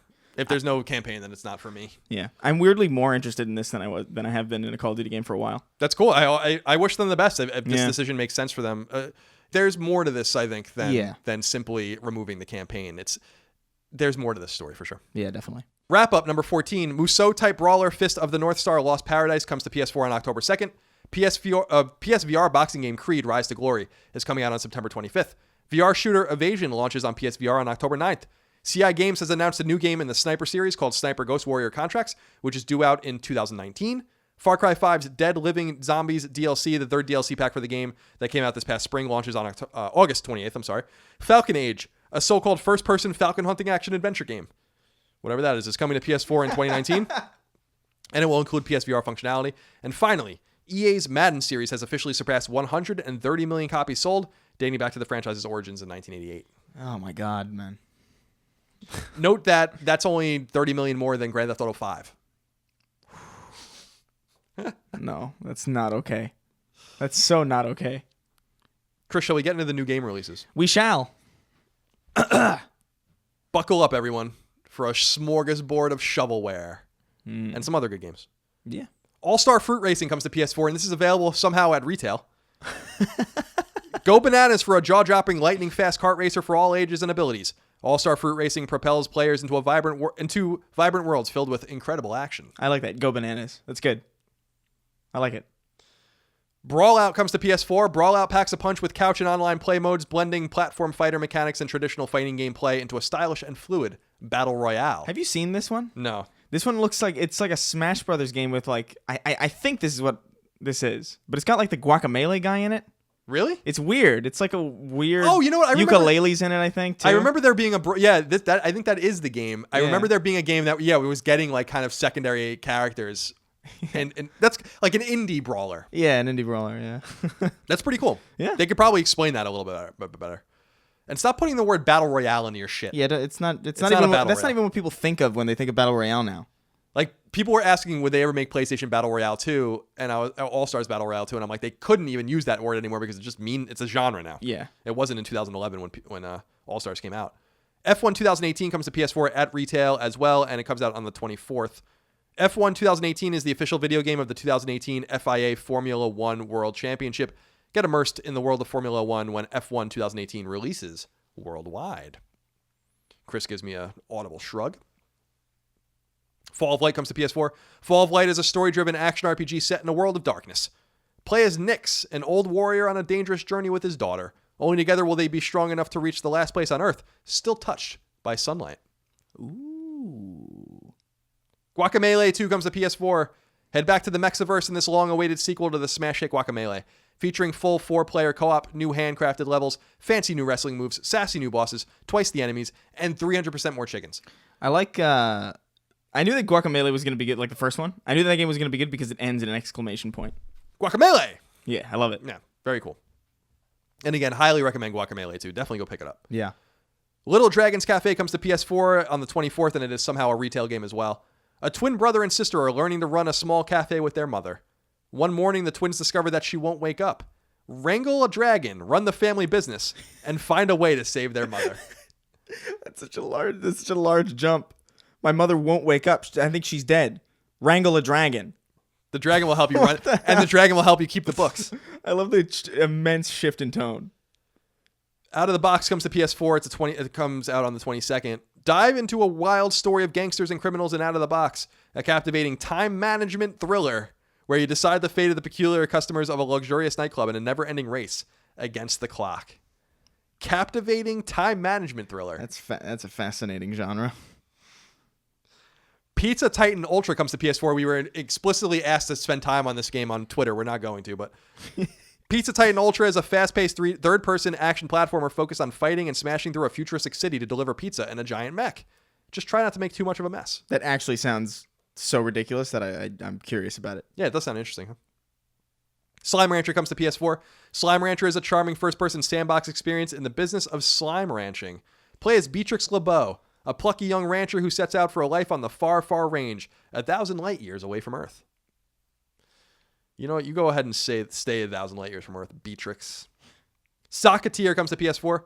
In Socketeer, you play as a small hacking robot with no weapons. Strategically hack enemy robots around you to control their combat abilities and advance deeper into the space station stronghold in this charming sci-fi roguelike. Spectrum comes to PS4. Jump, dive, and find your flow through 80 ingenious levels of shifting shapes and vibrant colors. Stylish, abstract visuals combined with an atmospheric soundtrack to create an immersive experience of pure, zen-focused platforming. TrackLab comes to PSVR. Exclusive to PSVR, TrackLab lets you easily create new beats by moving musical building blocks around. Every genre from techno to hip-hop to rock can be mixed to make your perfect track. No musical experience required. And finally, Warhammer 40k Inquisitor Martyr comes to PS4 on the 23rd. You are an Inquisitor, the Imperium's most powerful agent.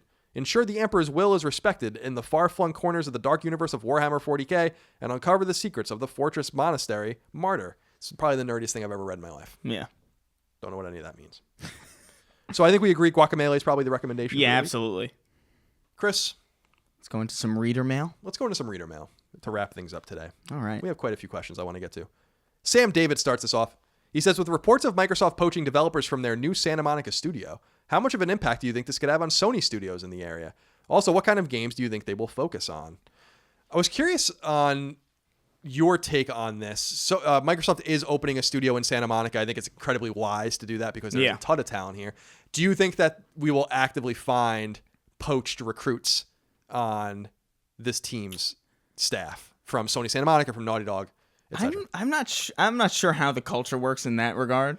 You know, I'm not that familiar with like how shit works, but I would imagine that it would be very interesting for people in Santa Monica in the game dev scene to be a part of a team that potentially makes one of Xbox One's or this generation of Xbox's standout exclusives. Like, that's kind of interesting to think like, yeah, that might be a worthy challenge, you know, because they are struggling with exclusives. Yes, absolutely. So I think I don't know. It's interesting because to me it's like, will people be drawn to that challenge or not? That's the question to me. It's like, I'm not sure. Maybe. First of all, the studio is called The Initiative, and they were described as a quadruple A studio, which is hilarious to me, because that's just setting yourself up for disaster. Yeah. When you use completely arbitrary terminology like that. But I think, first of all, Microsoft's coming in with a big swinging dick with their money, and they can certainly attract talent with money, and they're going to do that. I wouldn't at all be surprised to see Sony Santa Monica and Naughty Dog execs and others at the studio, and we'll see how it goes. As far as Microsoft's acquisitions, it's this creation of a new studio that's most exciting to me. Yeah. And I'm their game, I mean, you're looking at 2023 probably. Yeah, 100%. 2022 maybe. 22, so. Yeah. I don't know. As far as like what kind of games do you think they'll focus on? I think what they need to focus on is what they don't have, which is a single player, something big. A third-person action game. Third-person action game, single player, something that's actually polished to hell. And if you're coming here, I mean, let's read the tea leaves, right? Coming to Santa Monica, coming to LA is very wise from a recruiting standpoint. But if you're talking about the two Sony studios in the area, both are experts at third-person action games. So that indicates to me that that's what they're going to make. Yeah, I don't know. And I think putting the studio here was completely intentional to get in on this environment here. That's not only between those two studios, but also Riot's here, Blizzard's here. There's a lot of EA's here, a lot of studios to poach from. Yeah. Ray Briggs writes in and said, I want to get y'all's, yes, I'm from Texas, take on a feature I need in games. I platinumed Horizon last year, a game vastly superior to Zelda. I agree. And I recently tried to go back and play the DLC. I have no damn clue how to play that game anymore. I'd love I forgot how to play this game tutorial mode. I could turn back on until I get my feet wet again. Do you ever experience this attempting to go back into a game you loved? Has it ever stopped you from enjoying DLC like it is currently happening with me? What do you think? That's actually a pretty great idea. That's an interesting question.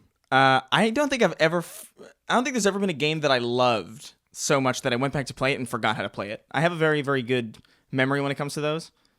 But I will also say I hate tutorials almost more than I hate forgetting how to play. Like I almost hate, even if I say I need a tutorial, I'm inherently going to feel condescended to by myself because I've initiated that process. Absolutely. I think it's a good idea, but I don't know if it's something that I would really care to use. It is an interesting option to include. Can't you do that though? Can't you turn tutorials on? I think so. I think you could probably go back to, well, some games assuredly let you read button maps and go back to a tutorial stage, but a lot of games, especially in games like Horizon, are integrating that tutorial in the story, so it's hard to kind of go back. And I agree with him actually, where not every game needs this, but if you're releasing a DLC pack for a game so far away from when a game launched, where you expect that people have not played it in a while, it does stand to say that something like that would be useful. Yeah. I think I said that I didn't play the Horizon DLC because I'm like, I don't remember how to, and if God of War gets DLC, I probably won't play that either because it's, how many games ago was that for me? Shit, we got Guacamelee 2 really early, almost a month early. I played like halfway through the game and then I went on to play Dead Cells and Chasm and Dragon Quest, and then I went back to it for my review, and I was halfway through the game and I almost thought about starting it over again because I was like, I don't remember what the fuck I'm doing. Yeah. You know, but that game is so muscle memory that it came back to me quickly, and I'm glad I didn't restart it, but I've been there. I've been there. Yeah. I think it makes sense. Tyler Oldfield says, do you guys still think AAA survival horror can still be a thing? I love me some horror games, but it seems lately we haven't received much in the AAA realm, aside from Resident Evil. What do you make of that? I mean, I think Resident Evil 7 proves that. Absolutely. Yeah. I think one of the biggest tragedies of this generation is actually the fact that there's obviously like such an intense demand for that has not really been, exploited is the wrong word, but I mean, for lack of a better term, because the hype around PT was huge. Silent Hills was enormously hyped. I was excited. I didn't even have a PS4 at the time. I was pumped to play Silent Hills, and then it got canceled. And we got Resident Evil 7, but that's about it, and that's a horror game, but it's a tough game to get into, especially because it's an FPS that's specifically it's a slow FPS, which is like, I can't do this. I should go back and play it and give it a proper fair shot. But yeah, I think there's a ton of room for, AAA horror games. Yeah, there's space without Dead Space out there anymore, without even games that were more thriller-esque like Lost Planet or something like that. But, Red Barrels has been working, they did 2 Outlast games that are A quality. I don't think they're AAA quality. You obviously have Tango with Mikami over in Japan making the Evil Within games. Those are, I assume, are going to continue. I assume we'll get another one from them, or maybe a game in a different genre, but that's what they do. They make survival horror games. Like Chris said, Resident Evil 7, obviously the test bed. My take on it is that there is a demand, but I think those games are, authentically difficult to make. And, for all, I know people like Soma and some of these other games that were kind of smaller experiences.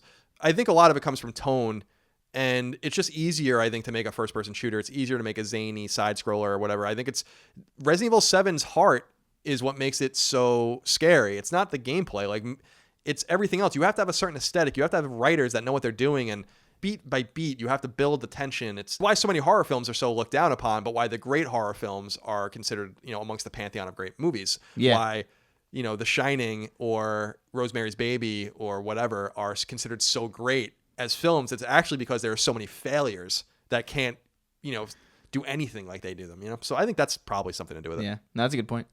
I saw Slenderman, by the way, when I was in. Yeah, how was that? It was bad. It was awful. Yeah? I loved it. Jalen Kelly wrote into us. Said, hey, Colin and Chris, love the show and thanks for the hard work. My question is, do you think free-to-play games like Fortnite harm the landscape for full-price games? It's a mouthful. Mm-hmm. For full-price games. What do you think, Chris? Honestly, don't know how I feel about this. I keep going back and forth. It's obvious that Fortnite is making an impact on how people spend their money and their time. Like, that's objective.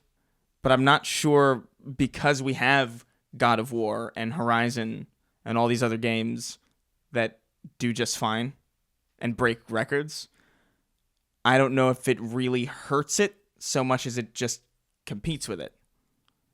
But I keep going back and forth. Like, yeah, it probably does hurt it. Yeah, maybe it doesn't. I don't know. How do you feel about that? It's hard to say because I don't think that it's the free-to-play nature of these games that's the sticking point. It's the time nature and the time suck nature that hurts, I think, the most, because we're not in a realm where games are 10, 15, 20 hours anymore exclusively, with some outliers like role-playing games. Now, even games that are literally just playing the same maps over and over again, like Fortnite, can take as long as Dragon Quest if you just are dedicated to it. So I think that time is the missing ingredient that is going to hurt games around it. And it's not exclusive to Fortnite as a free-to-play game. If Left 4 Dead came back one day and they made that into a robust $60 or $70 game, that would still hurt other games around it because people would just play it for 6 months. Yeah. Yeah, I don't know. I played Left 4 Dead for a long time. I'm always surprised that they haven't returned to that. Yeah, it's weird. Such a good game. What's that studio? Turtle Rock? Turtle Rock, yeah. They did Evolve. Right. And then they're working on something else. Yeah, they basically abandoned Evolve and I think are doing something else. But yeah, I was always surprised that Valve never went back to Left 4 Dead, but after 2. But I don't know. I think that people are too focused on the free-to-play aspect of it and not focused enough on time as currency. And I don't think people take time seriously enough, even their own time as currency. Like, again, you can do whatever you want with your time. If you feel like your time is best spent with a free-to-play Fortnite game for 200 hours and you could easily have spent $500 on games to fill that $200, then maybe you feel like that equation is balanced in your favor. But I think the equation can be balanced in other ways too. And I think people have to bring time into this equation a little bit more and not worry so much about the monetary value of things. Josh James wrote in and said, "Hello, fine sirs. With the recent announcement of the 500 million limited edition 2 terabyte PS4 Pro console, how do you feel about these truly limited edition, in this case only 50,000 units, releases, and how the constraints negatively affect the diehard PlayStation fans while simultaneously profiting the scalpers?" We touched on the scalper question last week. Do you think Sony stands to benefit from this in any way, be it from a PR standpoint or from a media exposure, etc.? I just don't see it in a positive light, and I really want one. I want to focus, Chris, this question around the idea of like limiting something and kind of negatively or adversely affecting an audience that can't reasonably get their hands on it. And I say that through the lens of the 20th anniversary PS4, of which there were only 12,000. So We're talking about a quarter as many as there are available for this new one. I remember being at PSX when they announced it, and people were losing their minds trying to get online to get it, and were like super upset that they couldn't get it and all that kind of stuff. This isn't quite as extreme as that, I don't think, and this console won't be quite as valuable as that console, but like, why wouldn't Sony just say, like, we're going to make a run of however many of these we want, and until you're satiated, you know? Yeah. What stops them from doing that? I really don't know. I think there is some kind of cultural value that we put on things that have the limited edition kind of allure to them. You know, even like there's a bunch of like limited edition games that aren't actually limited edition, you know, like they're just there's hundreds of thousands of them. But even just the name of it does the job. And I think you could I don't understand why they don't just do that. Just like, hey, here's a 500 million sold PS4 Pro limited edition, but a bunch of people can get their hands on it. I just don't see the reason why you would limit something to a degree that it would pretty much, like the guy said, you're adversely affecting your audience when you do that. Because like I don't think the majority of people who are buying these things are like diehard PlayStation fans. They're probably just people who know that diehard PlayStation fans will want this. Right. And this brings us back to our question, kind of the conundrum last week about scalping and is it wrong? And maybe instant gratification is a reason why they don't do this, but it would be interesting, wouldn't it, if they had a website, whatever, you know, shipping the consoles themselves, where they're like, for 2 weeks, we're going to take pre-orders on this thing. Mm-hmm. And then we're going to manufacture them. And you have 2 weeks. If you get it to us within 2 weeks, you're going to get a console. And then after that, it's gone forever. Like something like that, I think would be way more tantalizing and way more fair. Yeah, absolutely. And certainly they would make more money, but the delayed gratification of being like, that would have to then go to Foxconn and then they'd have to manufacture and then they would get them, you know, months later. And I understand that that's a problem too. So I think we have to kind of look at it through the lens of like, Sony wants to build hype. It's free PR. Every website's writing about it. It reminds you of like, oh, hey, I'm clearly not going to get this one, but I need a PS4 Pro. Or there's certainly a benefit to doing it. But Do you think there's like a marketing aspect to it where it's sure, it's free marketing. Yeah, that's true. For a company that spends, hundreds of millions of dollars in marketing their games, why not get some free marketing on the websites for, especially saturated websites that are just writing about everything, for something very exciting? And gamers are just very peculiar in the sense that a lot of people just like you said, even if they're not truly limited, they like the limited edition, the numbered thing, the thing that no one else has. It very much speaks to the nerd, more than I think maybe other verticals. Yeah, I think so too. But like whenever I would get I have a couple limited edition games, and it's mostly just the stuff that it comes with. It's not necessarily how limited it is to me. Like, oh, I got something that a bunch of people don't have. To me, it's just like, oh, I like this franchise or I like this game. It'd be cool to have just some like physical shit from it because it's just neat. Because I guess that is like a nerdy collector thing. I judge not. I mean, I have a bunch of Mega Man toys and show. I mean, who am I to judge? Gustavo wrote in and said, "Hey, Colin and Chris, as always, great work on last week's episode of Sacred Symbols." Thank you, Gustavo. This question is for you, Colin, although Chris is more than welcome to chime in. Do you think KJ Inafune can come back from the disaster that was Mighty Number 9? And if so, how? What games can he create that'll generate any buzz that'll interest you? Thanks, Gus from Real Brooklyn. Do you have any feelings about KJ Inafune? Not really. I don't see why you couldn't. People act like the industry is followed by the overwhelming majority of the market, and it's just not. Like, the majority of people playing video games don't know, they don't know the ins and outs of, like, they don't know what Kenji Inafune did, or, like, they don't know about Mighty Number 9. The majority of people don't care. They're just like, oh, if KG Inafune comes out with a game, and it's like, hey, this is the Mega Man guy, people are going to be like, oh, cool. And they're going to pay attention to it. Yeah, if the game's good. If the game is good. I think Inafune is, I've had the pleasure of meeting him many times. Very sweet man. He's done himself a great disservice and has kind of, I think, I don't want to say ruined because I don't think that's true, but sullied his name a great deal since he left Capcom. And he left Capcom with great fanfare. Like, Japanese game development is awful and we need to make it better. And at the time, his observations were spot on. I think we're in the middle of a Japanese renaissance right now that he has nothing to do with, but he was right about his observations in 2010, 2011 about the state of Japanese game development. And you have to also remember that games he was working on were canceled out of spite when he left. Like, Mega Man Legends 3 was just straight up canceled for no reason. Mega Man Universe, which was done, that game's completely done, was canceled.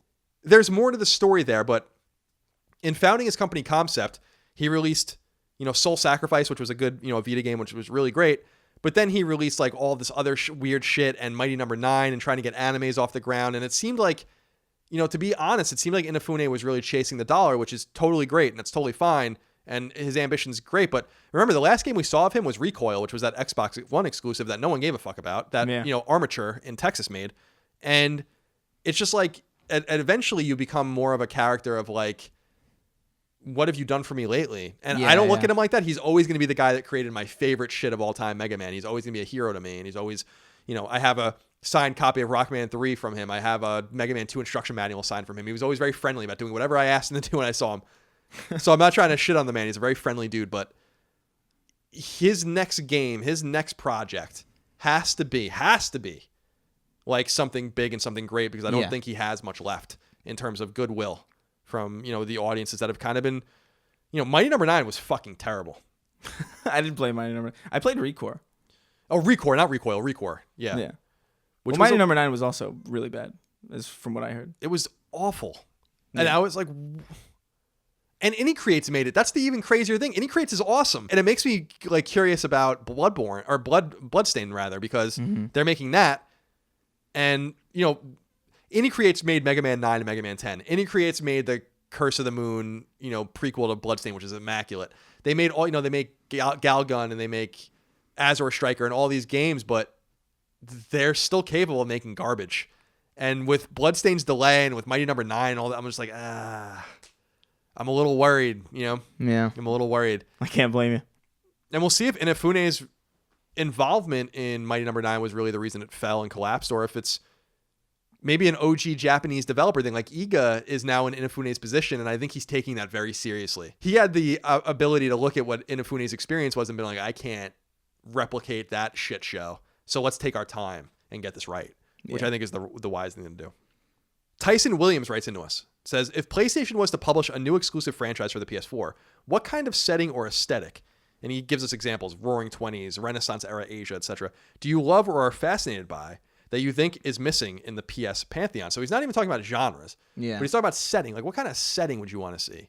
Setting. Yeah, we have, for instance... We kind of talked about this before. I think a little bit, yeah. Yeah. We have, like, the post-apocalyptic thing. We have the superhero thing. We got the racing and all. But, like, is there a time or place worth exploring?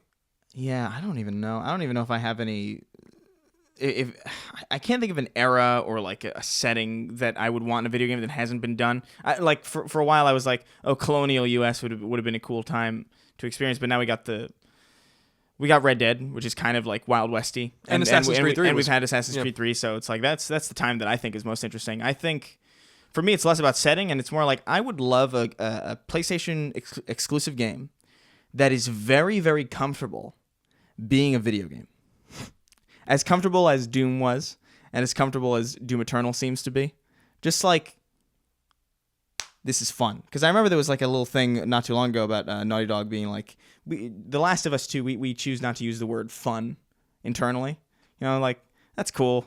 That's fine. I would like a fun thing, personally. Yeah, I think I understand what they mean by that. Which is, I totally understand what they mean. Because it's an engaging experience. Right. The Last of Us isn't necessarily...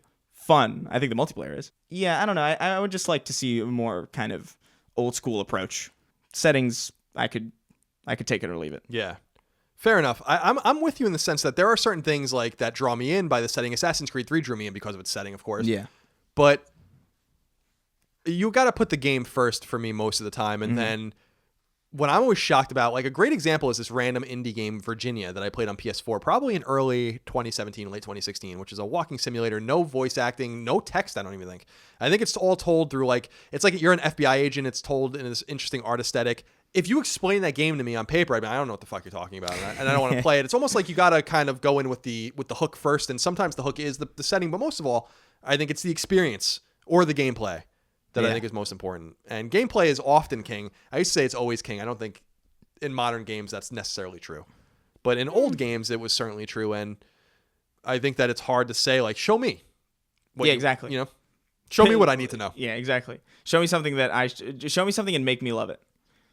As far as the setting goes. I think The Order 1886 had a great setting. That was awesome. Oops. And by the way, I was going to include it, but I didn't. There is a story on Polygon, I think, where they interview them about The Order in a pretty deep way and talk about it and talk about the ups and downs and what they did and what they didn't do. And they basically admit what I've been saying for years, which is like, we were very focused on the tech, you know, and they certainly nailed that, but it sounds like they're not going to make another one, and it wouldn't be up to them anyway. They don't own the IP.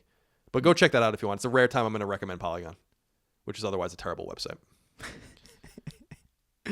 Chris Garcia wrote in and said, do you think Sony will ever release their library of PSX or PS2 games, PSX meaning PS1, games on PS4? Xbox seems to have had success with their backwards compatibility, and I would love personally to have Xenogears, Metal Gear Solid 1, Suikoden 2, Final Fantasy 9, and many others on PS4. Thanks, keep doing dope shit. Chris, I wanted to bring this up. We've talked about this already, but I want to say Final Fantasy 9 is on PS4. So you can go with trophies. Yeah. So there you go. Go check it out. Otherwise, we kind of touched on this. Yeah, we talked about this. Next generation, I think they're going to do it. Yeah. If they're smart. Indeed. And we'll see. Again, to my point, we'll see how smart they are. Yeah. Cole Simper says, I've heard a few times that Chris has stated his love for Dragon Ball Z, which is fucking rad, by the way. Hey. And how his PS2 was mainly a DBZ machine. My question, what is his favorite Dragon Ball game? Oh, my God. I was very fond of Budokai 3. I think Budokai 3, Tenkaichi 2, and this is cheating a little bit because it's on the PS1, but I really liked Ultimate Battle 22, as janky and broken as that was. But Budokai 3, I think, is probably where I'd put it. That game was so good. What is the state of Dragon Ball games today? Fighters is great. I love Fighters. But that was like the first game in a while that I gave any attention to. Because after the PS2, like when the Xbox 360 and PS3 came out, there were all these like enormous games that just sucked me away, that when I went back to Dragon Ball games, it's like, this isn't really matching what Budokai was or even what Tenkaichi was. So I just sort of gave up on it. They had like Raging Blast, which was not great, and they had Xenoverse, which is like, I don't even know what this is. They had like a bunch of tag team. It's like, I don't want this.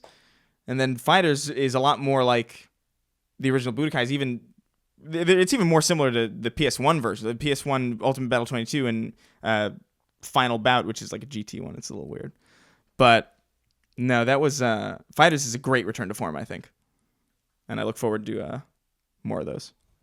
Well, more you will get, I am sure. Mm-hmm. We have 5 more questions. Let's go through them. David S. Graham says, do you think the PS4 touchpad is a permanent addition to the DualShock? With how much speculation is going on regarding the PS5 or whatever Sony goes with it, I find this to be the only gimmicky feature that really could be nixed from the controller. The light bar is necessary for PSVR support, and 6-axis likely isn't going anywhere. It should be noted that Sony has dropped features like this before, such as pressure-sensitive face buttons. Thanks you two for being the best alternative to my coworker's dubstep. Are the face buttons not pressure-sensitive anymore? I didn't even know they ever were. I'm embarrassed to think and even say I don't know anything about that. But what do you think about the touchpad? I think the controller is going to look a great deal like the PS4's DualShock 4, but the touchpad was this completely stupid addition to the thing. Just put another button there. Yeah, it's dumb. I didn't even like that they. I remember when this generation of console was announced, and they were like, "Hey, we got rid of start and select." I'm like, why? Why do that's so weird? Why that makes no sense. And it's completely arbitrary because we all know what that means anyway.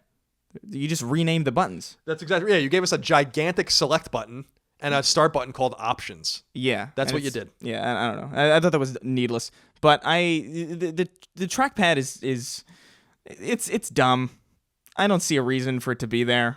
It hasn't really added anything to any game that I've played that's even utilized it. Like in Second Son, they had it with the graffiti. It's like, oh, you can swipe across it, you can graffiti it. Wow. And I'm like, does this really do anything more than pressing a button would?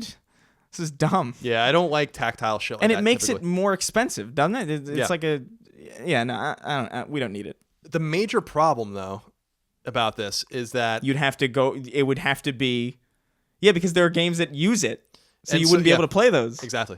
You're exactly right. If the PS5 is going to be backwards compatible, then it's going to have it. My God, man. Yeah. So that's what's so weird about these decisions. The same thing I said about Vita and why they couldn't iterate on Vita, because Sony does this a lot. You're just putting yourself in this weird hole, like too many features. Too many features. Because otherwise they'd have to patch these games, and they're not going to do that. Yeah. Which is it's kind of interesting because Microsoft kind of does the opposite. They add features, but they always have these features external. It's like, hey, here's a Kinect that you have to buy and like hook up to your thing. It's not like it's not attached to the very thing that you're playing with, God, the Kinect was what a good God. Yeah, that thing was absolutely maddening. I hated that thing. Scott Luffy says, "Hey Colin and Chris, really loving the new show so far, and I'm enjoying the witty banter between you two." Well, thanks, man. You, Scott. In one of your previous episodes, you guys discussed how Microsoft made a big power move at E3 this year by officially announcing their acquisition of several game studios. Do you think that Sony will be acquiring any new studios in the near future? If so, which ones would you like to see acquired? Thanks, and keep up the good work. I mean, I'm sure they'll acquire. I don't think they need to. I think they've got a pretty healthy ecosystem going on with what they got now. I'm sure they'll acquire some studio, but I don't think it's necessary.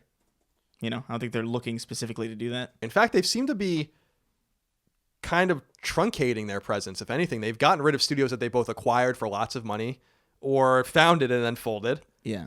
They seem to be tightening up, I think. It's been a while, though. The last studio that they acquired, I'm looking here. I want to say that Sucker Punch was the last studio they bought. And that was almost a decade ago. That was right after like Infamous 07, came out. Yeah, I think it was 09. I think it was right after Infamous came out. They bought the studio when Infamous 2 was being developed. I think that's the last one they bought. And since then, I mean, I'm looking, they closed, since Sucker Punch was bought, they closed Big Big, which they bought. They closed Cambridge, which they founded, I think. They closed Zipper, which they bought. They closed Studio Liverpool, which they bought. They created Pixel Opus, which is kind of a small indie studio.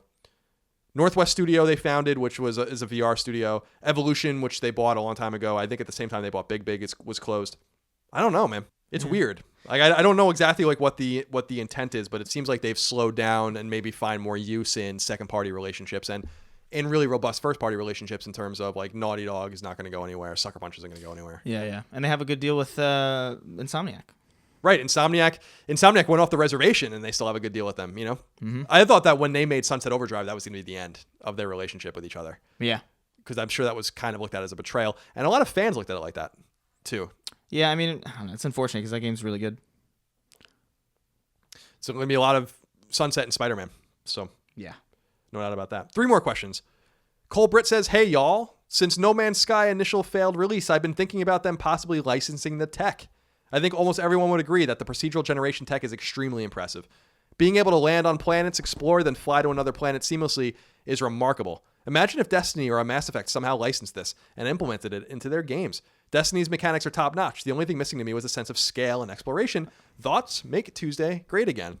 I agree entirely with this. It's a great point. Cole, I never thought of it. I thought of it immediately. Like when Destiny came out, I was like, this would be incredible if you could do what the premise of the game sells you on. Because that's obviously Bungie previously made Halo, and that game is all about kind of being stranded. Like that entire series is about being stranded on planets and stranded on rings. So you can explore, but it makes sense that you wouldn't be able to like just up and leave, you know. But the Destiny universe was pitched as this big, you know, your magical space super magicians that can like teleport into their spaceships from the ground, and like there's all this magic shit. But they still have that design of like you're stranded, and it feels very at odds with the way that the game is designed. So when I saw No Man's Sky, I was like, that belongs in Destiny. And if they had similar tech in Destiny, Destiny would be one of the best FPSs ever made if they could find a way to license that tech and use it in the way that it would fit in with the game. You two are way smarter than me, man, because I never even considered the acquisition of that technology. And I wonder if people are actively looking into that, or if it's maybe not as impressive as we think. If a team could just build it themselves, you know? I don't know. Yeah, maybe it's not super impressive, but I know they're a small team, so yeah, definitely. But I know that tech, like that feeling, would save Destiny a lot. I'm super interested to see what's going to happen with Destiny. Yeah, I really feel like it's DOA. Like I feel like maybe I don't know. It's still got an intense hardcore following. It does, but I also feel like its major competition isn't here yet. And I want to see what happens. Like, will there be a Destiny 3? What will Bungie do? You know, I don't know. I've been burned, but I still inexplicably love Bungie. I want to see if Anthem and Division 2 are repelled by it, or like Teflon, or if they destroy it, or what. If those two kill each other, it's gonna be very interesting. The interplay between those 3 games, very specifically those 3 games. Yeah, because they're all like shared world kind of action games. It'll be interesting. I don't know. We'll see. Drunken Dragon Tavern has an interesting one. I want to get your take on this, Chris, because you kind of straddle the worlds between console and PC. Sure. Says, hey, Colin. Hi, Chris. Greetings from Prague. I'm really enjoying the podcast. I've noticed that Colin is oftentimes taking the piss out of PC gamers, suggesting that we're huge nerds. And he says that in quotes. I do. I've been saying that for years. Now, I know it's just a joke, but it got me thinking. I was a PC gamer my whole life up until recently when I bought my first console, which is PS4 Pro. It's because consoles weren't a thing in my country when I was growing up in the 90s. We only had computers, and that was what introduced me to gaming. Even in 2000s, consoles were still just for rich kids, and for a long time, I've seen only disadvantages to console gaming. I was swayed by the catalog of great exclusives, and I'm enjoying my experience with PS4 so far. Only thing that I don't like so much are the controls. I consider mouse and keyboard superior to a gamepad. What is your take on this? Before you answer, Chris, I want to say that that's super interesting that consoles were looked at as rich kid toys. Yeah. Because computers in the United States were looked at as rich kid toys. Yeah, no, exactly. The reason PC gaming didn't proliferate here, I mean, PC gaming started in the late 70s in the United States. I'm not going to get that mixed up, but PC gaming never overtook, in any case, consoles because consoles were way cheaper. So it's super interesting. Yeah, it is. We didn't have an Amiga or a Commodore kind of culture here, though. Anyway. Yeah. What do you make of this? There's advantages and disadvantages to every platform. I personally, with the controls, I agree with you that mouse and keyboard is typically superior, but there are games that don't necessarily need it. I think, especially with FPSs, people really overhype the importance of mouse and keyboard on FPSs. I think because Doom plays beautifully. The new Doom 2016 plays beautifully with a controller and on mouse and keyboard. Halo plays beautifully with a controller, with mouse and keyboard. There are games like Prey, which I think I'm starting to realize that's a mouse and keyboard game. TF2, Team Fortress 2, that's a mouse and keyboard game. So it really just does kind of come down to what you are most familiar with, what you're most adept at. Because I know that I'm just more adept with controllers. I play TF2 with a controller sometimes on PC. I know that's heresy, but I do well. So I don't know, just use what you use, and use what you're good at using. Sometimes you need that accuracy, but other times it's really overstated. I will only say that, just to reiterate what he already knows, is that when I say that stuff, I'm joking, by the way. Yeah. And it's usually self-deprecating. It doesn't make any sense for me to call you guys gigantic nerds as I'm playing video games on a PlayStation. It doesn't make any sense. It's the same thing I tweeted out the other day. When I tweeted out that I wanted a PS4 Pro, someone was like, oh, get the Spider-Man one. And I'm like, I'm 33 years old. I'm not putting a Spider-Man PS4 Pro in my living room, but I will put this one in my living room. And it was a picture of Danganronpa PS4 from Japan. And it was clearly a joke, right? Yeah. And some people were like, what do you mean? I'm 40 and I wanted my... And I'm like, do you not get the joke, People got to calm down. that I'm calling you a nerd and saying I don't want it as I will have a teddy bear on my fucking PS4? That's the joke. Yeah. I'm often making fun of myself. Yeah, people got to calm down. Calm down, everyone.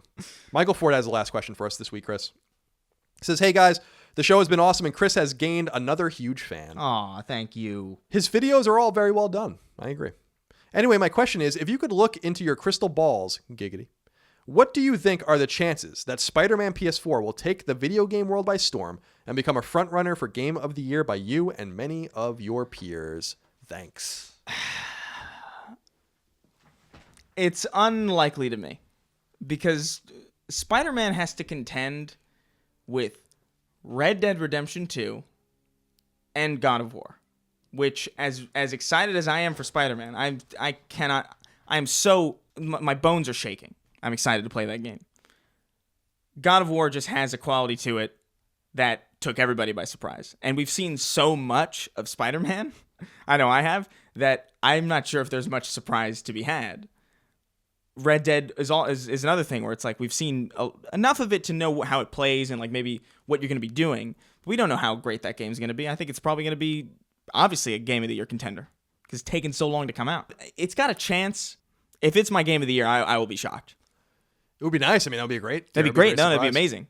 I have no doubt it's going to be great. But Game of the Year, man, God of War and Red Dead look like tough competition. I agree 100%. And I will throw in just the observation that within the Sony family, it would be hard to imagine it's the best PS4 exclusive of the year. So when you're comparing it to agnostic games like Red Dead, Fallout 76, other games, I'll still say from pound for pound, I know it's not going to be popular with a lot of people, Detroit is still probably my Game of the Year. Yeah. I think that there's probably a few independent games that are kind of roving around that are going to be in the mix for me too. I think Guacamelee is in there. I think Dead Cells might even be in there. But I have to like settle and think about it for a little while, but I think Detroit's probably still my favorite game of 2018. So, you know, Chris and I for sure are going to have an interesting conversation at the end of the year. Because God of War for me is mine so far. I won't hate on God of War. If I could choose one or the other, I think I'd take Detroit. But we're different gamers, and that's why the show works, you know? But I don't know, who knows? Maybe Fallout 76 might be such a disaster that I have so much fun with it that I'm like, this is my Game of the Year. Because I've done so many ridiculous things in this game. I'm looking forward to seeing more about it. Yeah. I'm kind of staying away from it. Like, last week, I was going to throw in a story about they announced, like, you know, and talked about the perks and the way it all works and this, like, card system in the game. And I'm like, you know what? I don't want to spoil this for me. I'm good. I'm fine with looking at stuff like that because it's multiplayer. And it's like a lot of the surprises that are going to happen in a multiplayer game, you can't spoil anyway because it's usually player-based. So I saw that video and those trailers because I just want to know how the game works. Spider-Man is another thing. It's like, wait. Calm down. Yeah, we're close. We're getting close. We're close. I feel like by the next time we record, we will have the game. Yeah, that'd be awesome. We'll see. I mean, it went gold a long time ago. I'm waiting, Sony. We're waiting patiently. Well, that's it for us today, Chris. We've gone about 2 hours. All right. And I hope everyone enjoyed the show. Are you feeling well? I am feeling well. Good. I'm slightly famished is the word? Is that the word? That is a word, yeah. Does that means you're hungry? Yeah, okay, good. Yeah. I don't use that word often. Yeah. For good reason. That's good. I use just really obscure words sometimes, and other times the obvious word, you know, hungry will work. Famished, a little bit of a flourish, you know, on what you're saying. Which works for me. That works for me either way. Well, I appreciate your time, Chris. Thank you for stopping in. Of course. We'll see you next week, of course. And remember, if you're a Patreon supporter at any level on Colin's Last Stand's Patreon, you can look forward to the exclusive podcast this month being an extended interview with Chris, where we'll solicit your questions and get to know him as a gamer better. I think it'll be a nice supplement to this show. Introduce people to Chris a little bit more, a little bit of his... Because I'm getting a lot of questions about, like, what are Chris's tastes? Like, I'm like, we could talk about that, or we can just literally sit down and do it. We can do it once, right? Yeah. And then get into the news. That way we don't bore Chris with the same kinds of questions. So I think that'll be a fun episode. So looking forward to that. Remember, you can support the show on Patreon at patreon.com/ColinsLastStand to get early ad-free access 3 days early every episode of the show. I know a lot of you guys are climbing on and doing that. I appreciate it. Keep coming. I hope you enjoy the other content. Remember, supporting the show also supports all of my other content on Colin's Last Stand as well. I will say with 100% certainty and confidence, there is no Patreon out there that gives you more value than Colin's Last Stand's Patreon. Ooh, bold claim. Take it to the bank. Leave us nice reviews on podcast services. Tweet nice things to Chris. Aw. And, give me a hug if you see me on the street. Are you sure? No, you know what? Don't. Don't do that. Don't do that. He will hurt you. Thank you for listening. Thank you for your support. Thank you for your kindness. We love you. We'll see you next time. Bye.